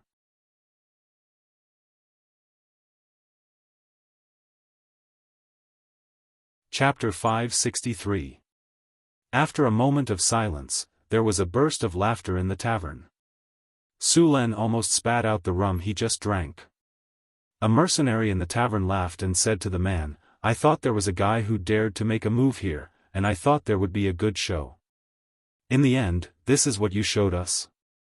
The others around him echoed. For a moment, the whole tavern was noisier than before. However, the adventurer looked indifferent and didn't care about it at all. He looked back and forth in the tavern, but no one was willing to buy it. "You don't know what's good for you." The adventurer sighed secretly. He casually pulled the long sword and sheathed it. Then, he sat back on the chair and looked at the dancers on the stage in the center of the tavern. Without a show to watch, the people in the tavern quickly forgot about this matter and began to drink again. Perhaps this matter would become a topic of conversation after drinking. Sulen came back from Deepwater City. The next morning, he went to the city hall to check that everything was normal. Then, he went to check that there were no problems with the workshops. In the afternoon, he deliberately came to the most popular tavern in the city to feel the atmosphere. Just as he was thinking about whether he should let Karina have a hot dance after returning to the palace at night, he saw this scene in front of him. He had to admit that this performance was really good. But to be honest, although he was a little far away, Sulen could still see that the long sword in the adventurer's hand was made of good materials and was well forged. It was indeed the work of a dwarf master. 30 kinnar was very generous. If it was in the blacksmith shop in the city, it would cost at least 70 or 80 kinnar. Sulen thought that this guy was quite interesting. After thinking for a while, Sulen asked someone to call him over. Soon, there were a few more people at Sulen's table. In addition to Sulen and the adventurer, the 2 dancers who were dancing on the stage just now were accompanying them. After that, this guy didn't hold back. He hugged a dancer and put his hands all over her body. He even wolfed down the food and drinks on the table, completely like a reincarnated hungry ghost. Su Len quietly watched him eat and flirt. When he was almost done, he asked. "That weapon isn't yours, is it?" "Yes. Of course it's mine." At this time, this adventurer did not have the image of an indifferent expert. His eyes were slightly narrowed, and he hugged the dancer next to him, his face like a pig. Hee, why would an adventurer sell his weapon? Su Len sneered. "This is my weapon. If I want to sell it, I'll sell it. What can you do about it?" Su Len glanced at him and said, "I don't care, but where did you get this weapon?" "Telepathy." A light flashed in Sullen's eyes, and in the next second, the adventurer told him everything he knew. It was very simple. This adventurer was just picking up scraps. He accidentally found two adventurers fighting. In the end, one of them died, and the other was seriously injured. The one who was seriously injured was not very lucky. He died from his injuries, so in the end, all those things fell into his hands. It was just that this guy didn't turn the windfall into his assets. Instead, he indulged in debauchery every day. In less than a month, he had spent most of the money. Therefore, he wanted to sell this weapon as well. Tonight, when he saw the performance of the dancers in the tavern, his brain was filled with lust, and he did what he did just now. Did the two people leave anything else? Su Len continued to ask. There's also an iron box. I can't open it, the man said with dull eyes. Where is the iron box? At my place. Su Len looked around and waved his hand gently. The two dancers got up and left with dull eyes. Then he said to the man, Where do you live? Take me there. Yes. With that, the adventurer stood up from the chair and turned to walk out of the tavern. Su Luen followed him out, and the attendants who were responsible for the security work also appeared around him. The adventurer walked all the way out and soon came to a house for rent. These houses were cheap and the place was narrow, but they were clean and tidy. There were no smelly gutters or the like. They could be considered clean and tidy. After coming to this house, the adventurer took out an iron box from a stone brick under the bed. The box was tightly sealed, and it was impossible to tell where to open it. There was also a layer of protective magic light on it. On the outside of the box, there was also a rune circle. This was the opening circle of the box. After seeing it, Su Len instantly knew that it was stored in a mage's box. The things inside must be very valuable. Su Len didn't have a good way to remove this kind of seal. This kind of box was set with a protective device. If he tried to open it by force, the box would probably self-destruct, and the things inside would be destroyed. Although he couldn't open this magic box, it didn't mean that Hathaway couldn't. Although he was now a level 4 wizard, his knowledge was far from Hathaway's. Su Len played with the box. It was slightly heavy in his hand. There was no obvious mark on the box, only a hexagram circle. To be safe, he didn't try to open it. Instead, he brought it back to Hathaway for help. In the North Wind Tower, Su Len found Hathaway and handed the box to her. Hathaway looked at it carefully and said, It is indeed a magic box, and it's well preserved. No one has opened it before. Can you open it? Su Len asked. Let me try, Hathaway said as she picked up the box. After about an hour, a light rose from the box. Then, with a soft crack, the box in front of them cracked open. Su Len opened the box. Other than a parchment scroll, there was also a letter. The parchment scroll was a map. Although the drawing was very rough, one could still tell that it was the general terrain of the northern wasteland. However, that wasn't the main point. There was an obvious mark on the map. There was a red dot on the map, and the word ruin was written next to it. It was obvious that this was a map of a ruin. That unlucky guy must have found a ruin by accident and wanted to sell it for a good price. Unfortunately, he met his enemy on the way back. Although he killed his enemy with his superb swordsmanship and strength, he was also badly injured. The medicine he brought with him was used up in the previous exploration. Without medicine, he was seriously injured. In the end, he followed in his enemy's footsteps. Then, the guy hiding in the corner took advantage of him.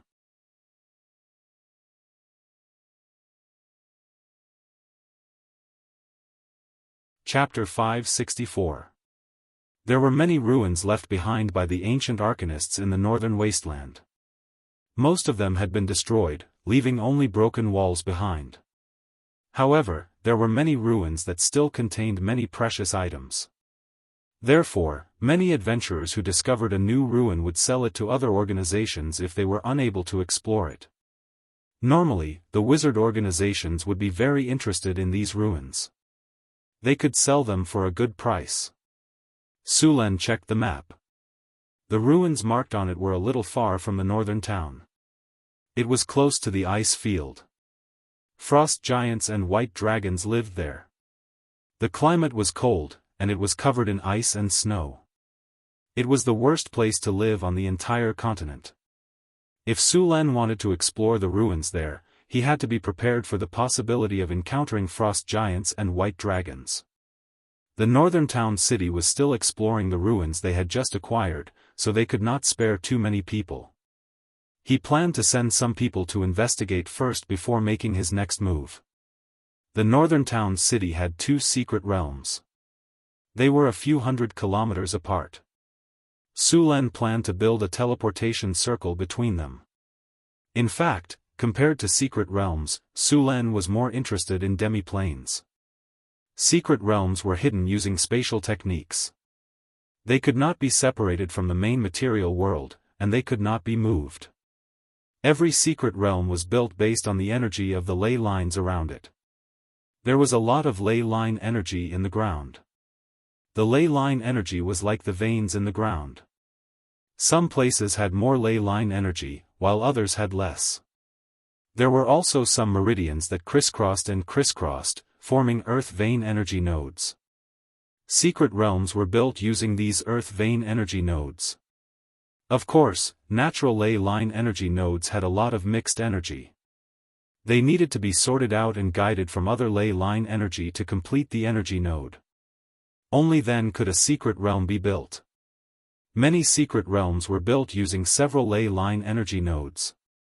As for demi-planes, they were private spaces that only legendary wizards could create.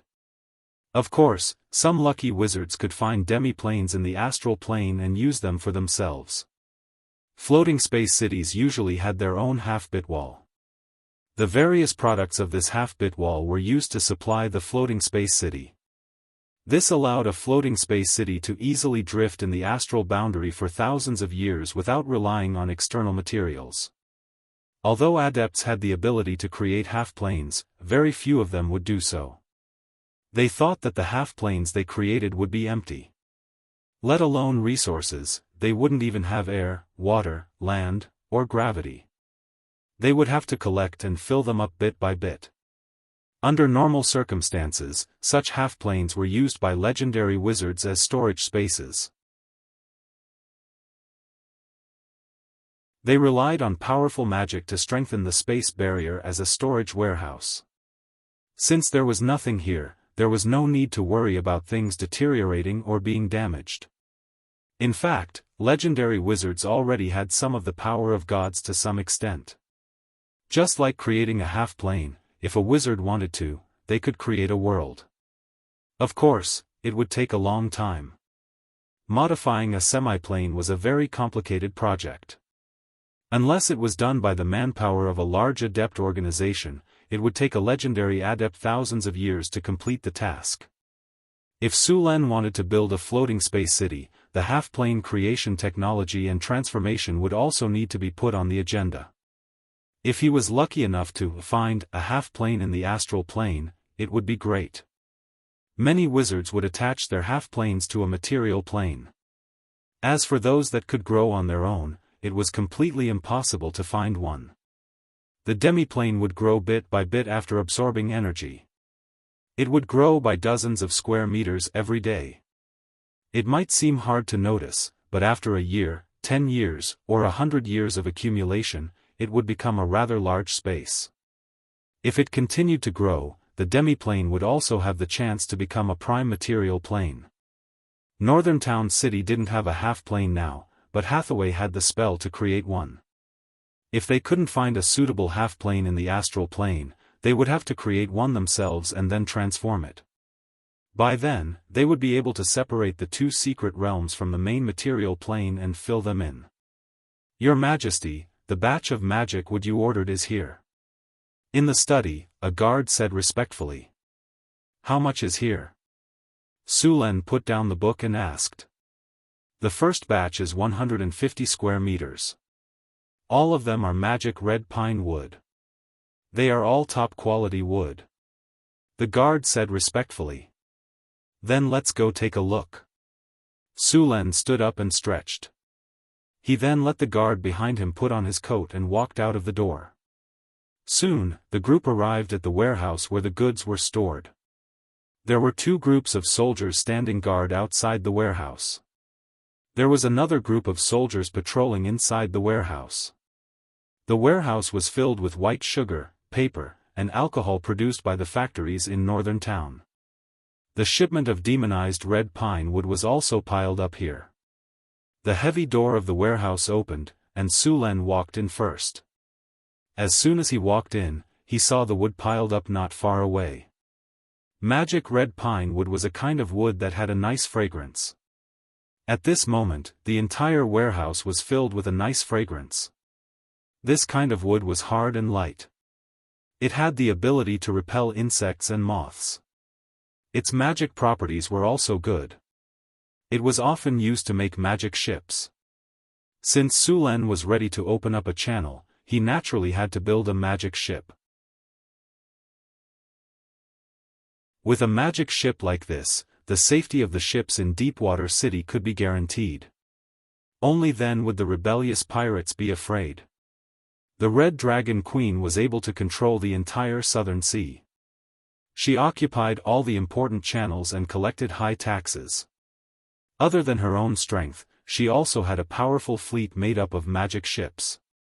This fleet's strength could easily sweep the entire Southern Sea.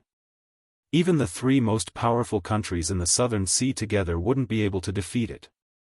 Don't think that this was an exaggeration. In fact, she had done this before. At that time, the three most powerful countries in the Southern Sea spent a lot of time and money building their navies. They also hired wizards to make magic ships. In the end, they formed a joint fleet with full confidence and prepared to destroy the Red Dragon Queen's fleet. In the end, they had the absolute advantage in numbers. The joint fleet of the three countries was destroyed in a naval battle. According to the records at that time, the entire sea was burning with the flames of hell. The corpses of the Sacred Alliance filled the sea. Countless sharks reveled in the water. That day, the crown fell from the hands of the Sacred Alliance. The whole world trembled under the dragon's wings that covered the sky.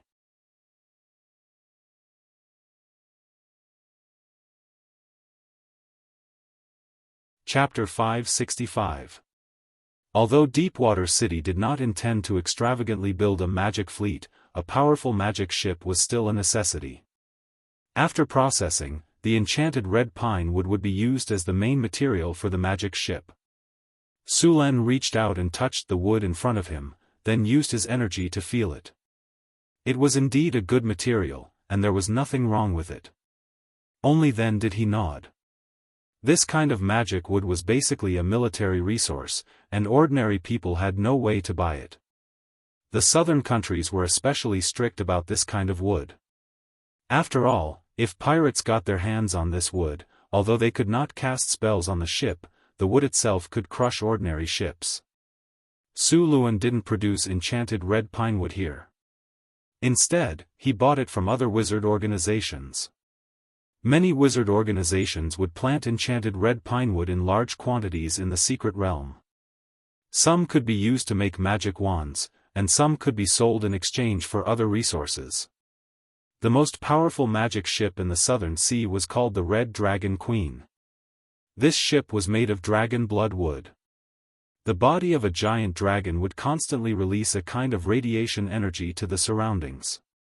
This radiation energy would change the surrounding environment and promote the development of creatures in the direction of dragonization.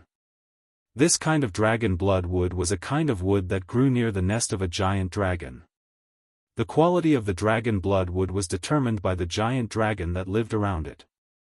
The stronger the giant dragon was, the better the quality of the dragon blood wood.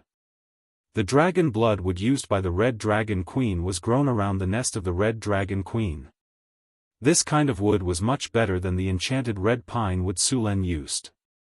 In addition to the dragon blood wood, the Red Dragon Queen was also embedded with a large number of dragon scales.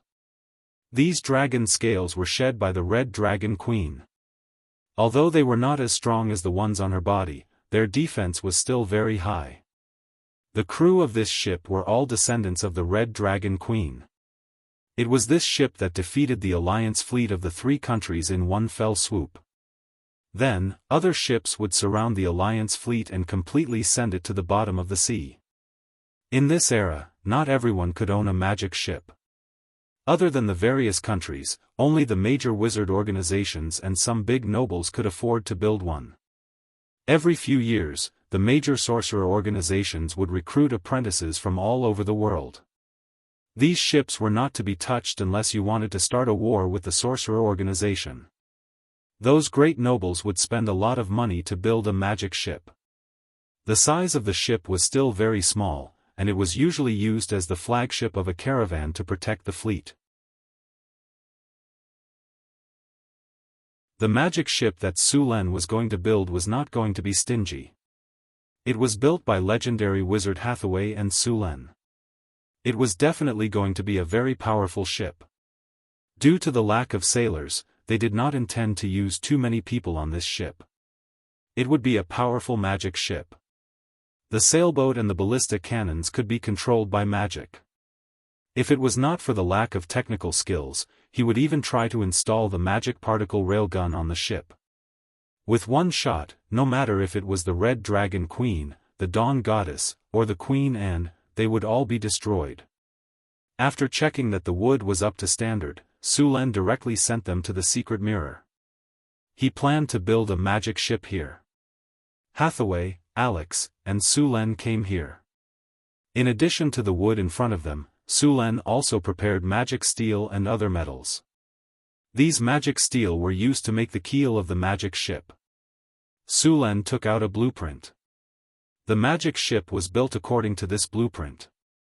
Everyone divided up the work. Sulen was responsible for the keel, Alex was responsible for the sails and masts, Hathaway and Chris were responsible for the hull, and Karina was responsible for the special parts of the ship. After the division of labor was decided, everyone began to work. Sulen waved his hand, and a big hand completely made of lightning energy appeared out of thin air. Then, the big hand picked up the magic steel ingots piled on the ground. Powerful electric currents flashed with dazzling light.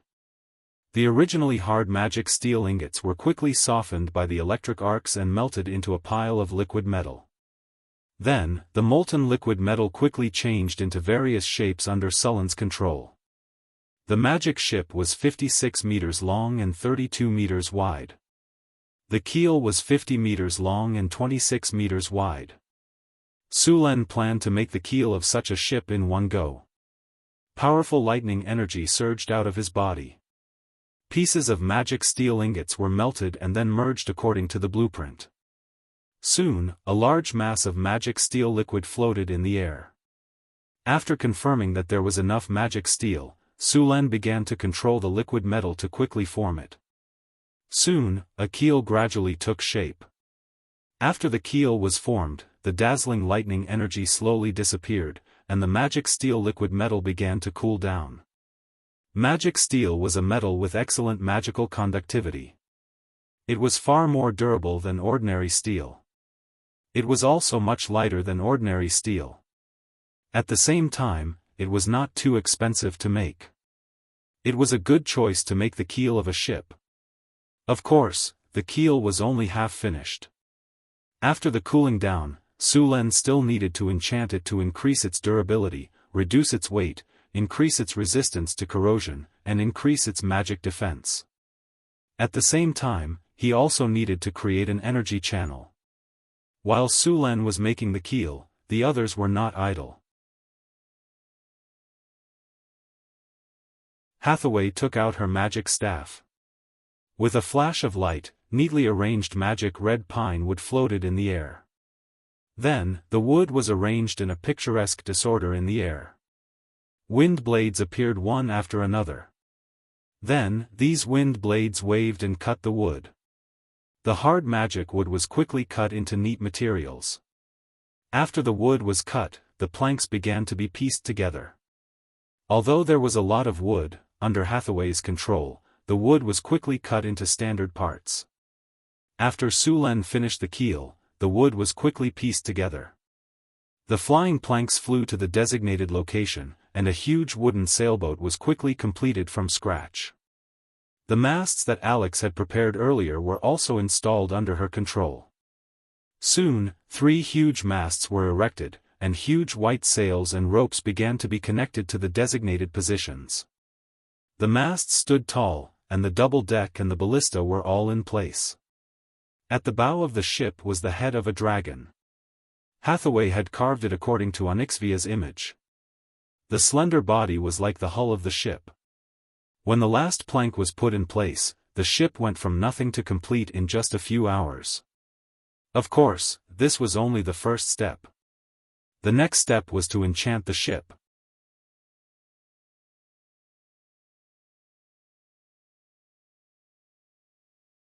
Chapter 566.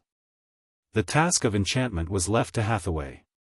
After all, the quality of the enchantment was directly proportional to the strength and skills of the enchantment user. Hathaway took out her magic staff and flew directly into the air. She gently tapped on the sails of the magic ship with her staff, and a gorgeous magic energy instantly wrapped the sails of the ship. Hathaway took out some magic gem powder and some arcane math powder. Then she gently blew, and the magic powder instantly flew up. These magic powders emitted colorful colors, and the surrounding space became dreamlike at this moment. Countless glittering magic powder quickly merged with the sails under the effect of magic, and the whole sails emitted a gorgeous luster. Lines of magic runes quickly took shape, and the colorful magic powder fused with the mysterious runes. After a long time, all the magic light dissipated, and the sail returned to its original appearance. Wind Elemental Sail. This is a special sail made of runic cloth and woven with thorium threads. The sorcerer has cast a wind elemental spell on it, allowing it to be blown by the wind no matter the time or the direction of the wind. Wind from all directions plus 25, fire and water resistance plus 27, smooth sailing plus 25, never wear and tear plus 22, weight reduction plus 23, wind and waves plus 22. Skills: call the wind and summon the rain, summon fog, animated rope. After enchanted with the animated rope, these ropes seem to have a life of their own. Serious work plus 25, orderly plus 23, double efficiency plus 24, fire and water resistance plus 23, coil plus 22, toughness plus 25, stretch and stretch plus 24, sail control plus 28, regeneration plus 25, dragon roar, ram indestructible plus 28, quick strike plus 22, rampage plus 25, damage plus 24. Seeing that Hathaway had finished casting the spell, Su Len used identification on the sails and ropes of the magic ship in front of him to check their attributes. It could be said that they completely exceeded his requirements. The wind elemental sail allowed the ship to sail freely in any direction of the wind. Whether it was against the wind or not, the sails would provide enough power for the ship. In addition to the sails, the animated ropes could be used to control the sails and carry out various tasks at the same time. They could replace the sailors and even attack when the enemy was engaged in boarding combat. A large number of ropes would suddenly shoot out and wrap around the enemy like pythons before strangling them to death. After completing the enchantments for the sails and ropes, Hathaway began to enchant the ship's hull. Hathaway took out a metal ingot, then directly summoned elemental fire and melted the entire metal ingot into liquid. After the impurities were removed from the liquid metal, the magic energy on it became even stronger. Hathaway gently waved her staff, and the liquid metal quickly covered the entire ship like a layer of thin film. Soon, the entire ship was wrapped in a layer of metal protection. Afterwards, one rune after another was quickly engraved on the hull. A large number of runes appeared on the hull like decorative patterns, and multicolored magic lights quickly fluttered. After a while, Hathaway finally finished engraving the runes on the hull. At this moment, the entire magic ship was emitting a strong elemental aura. Sulen cast an identification spell on the magic ship, and a large number of data appeared in front of his eyes. Magic creation, magic ship, unnamed, item type, animated magic ship, item description, this is a powerful warship. It was built with magic red pine wood as the raw material. After a legendary wizard enchanted it, this warship became a powerful magic warship. The power of magic allows it to sail in any sea. Its speed is faster and the hull is stronger. It has become a moving castle on the sea. Indestructible +25, break the waves +27, walk on level ground +23, water and fire resistance +25, steady as Mount Tai +23, fast movement +25, agile evasion +24, wave suppression +26, energy storage, space +22, skills, underwater navigation, charge, accelerated navigation, aim, animated life, summon water element. Equipment, wind element sail, animated rope, dragon roar, ram. Seeing the attributes of the magic ship, Sullen's eyes flashed with a trace of surprise. This magic ship was unexpectedly powerful. Although he didn't test it on the sea, he could easily judge that this ship was the overlord of the sea. Hathaway slowly let out a sigh of relief, and her body, which had been floating in the air, slowly descended to the ground. Enchantment of the ship just now wasn't as difficult as casting a few legend spells. Although the mana consumption wasn't as high as legend spells, the amount of effort required wasn't low. Carving so many runes without any deviation wasn't an easy task. After Hathaway finished the ship's enchantment, Karina and Chrissy also finished building the other parts of the ship. Karina was responsible for the various supporting facilities of the ship, such as the rudder, operating panel, storage, compass, navigator, and so on. Chris was responsible for the ballista and other weapons. Chris gave the ballista demonic power. After hitting the enemy, the demonic power would attack the enemy like maggots corroding the bone. Ballista, a powerful weapon blessed with demonic power, can cause serious damage to the enemy. Demonic power +20, accuracy +20, quick reload +25, range +25, armor penetration +22, fire +25.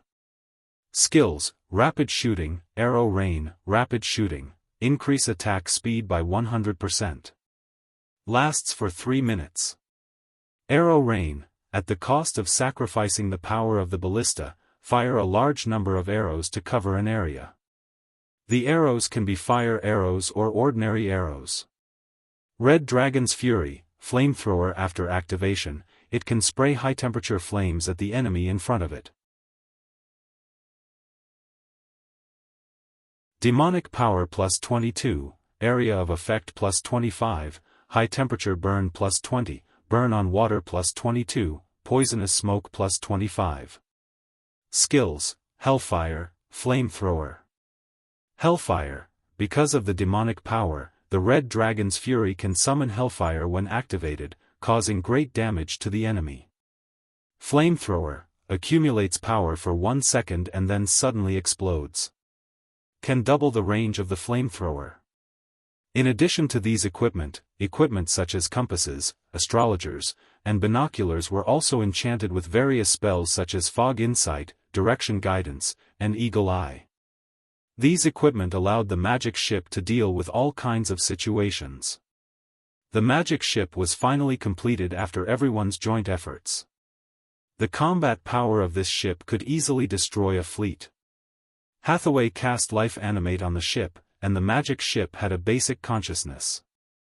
Sulen and Hathaway left their soul imprints on the magic ship. P.S. What's a good name for this ship? You're tuning in to the Unparalleled SwordWill YouTube channel. Don't forget to subscribe and join us on this journey to catch the most captivating stories.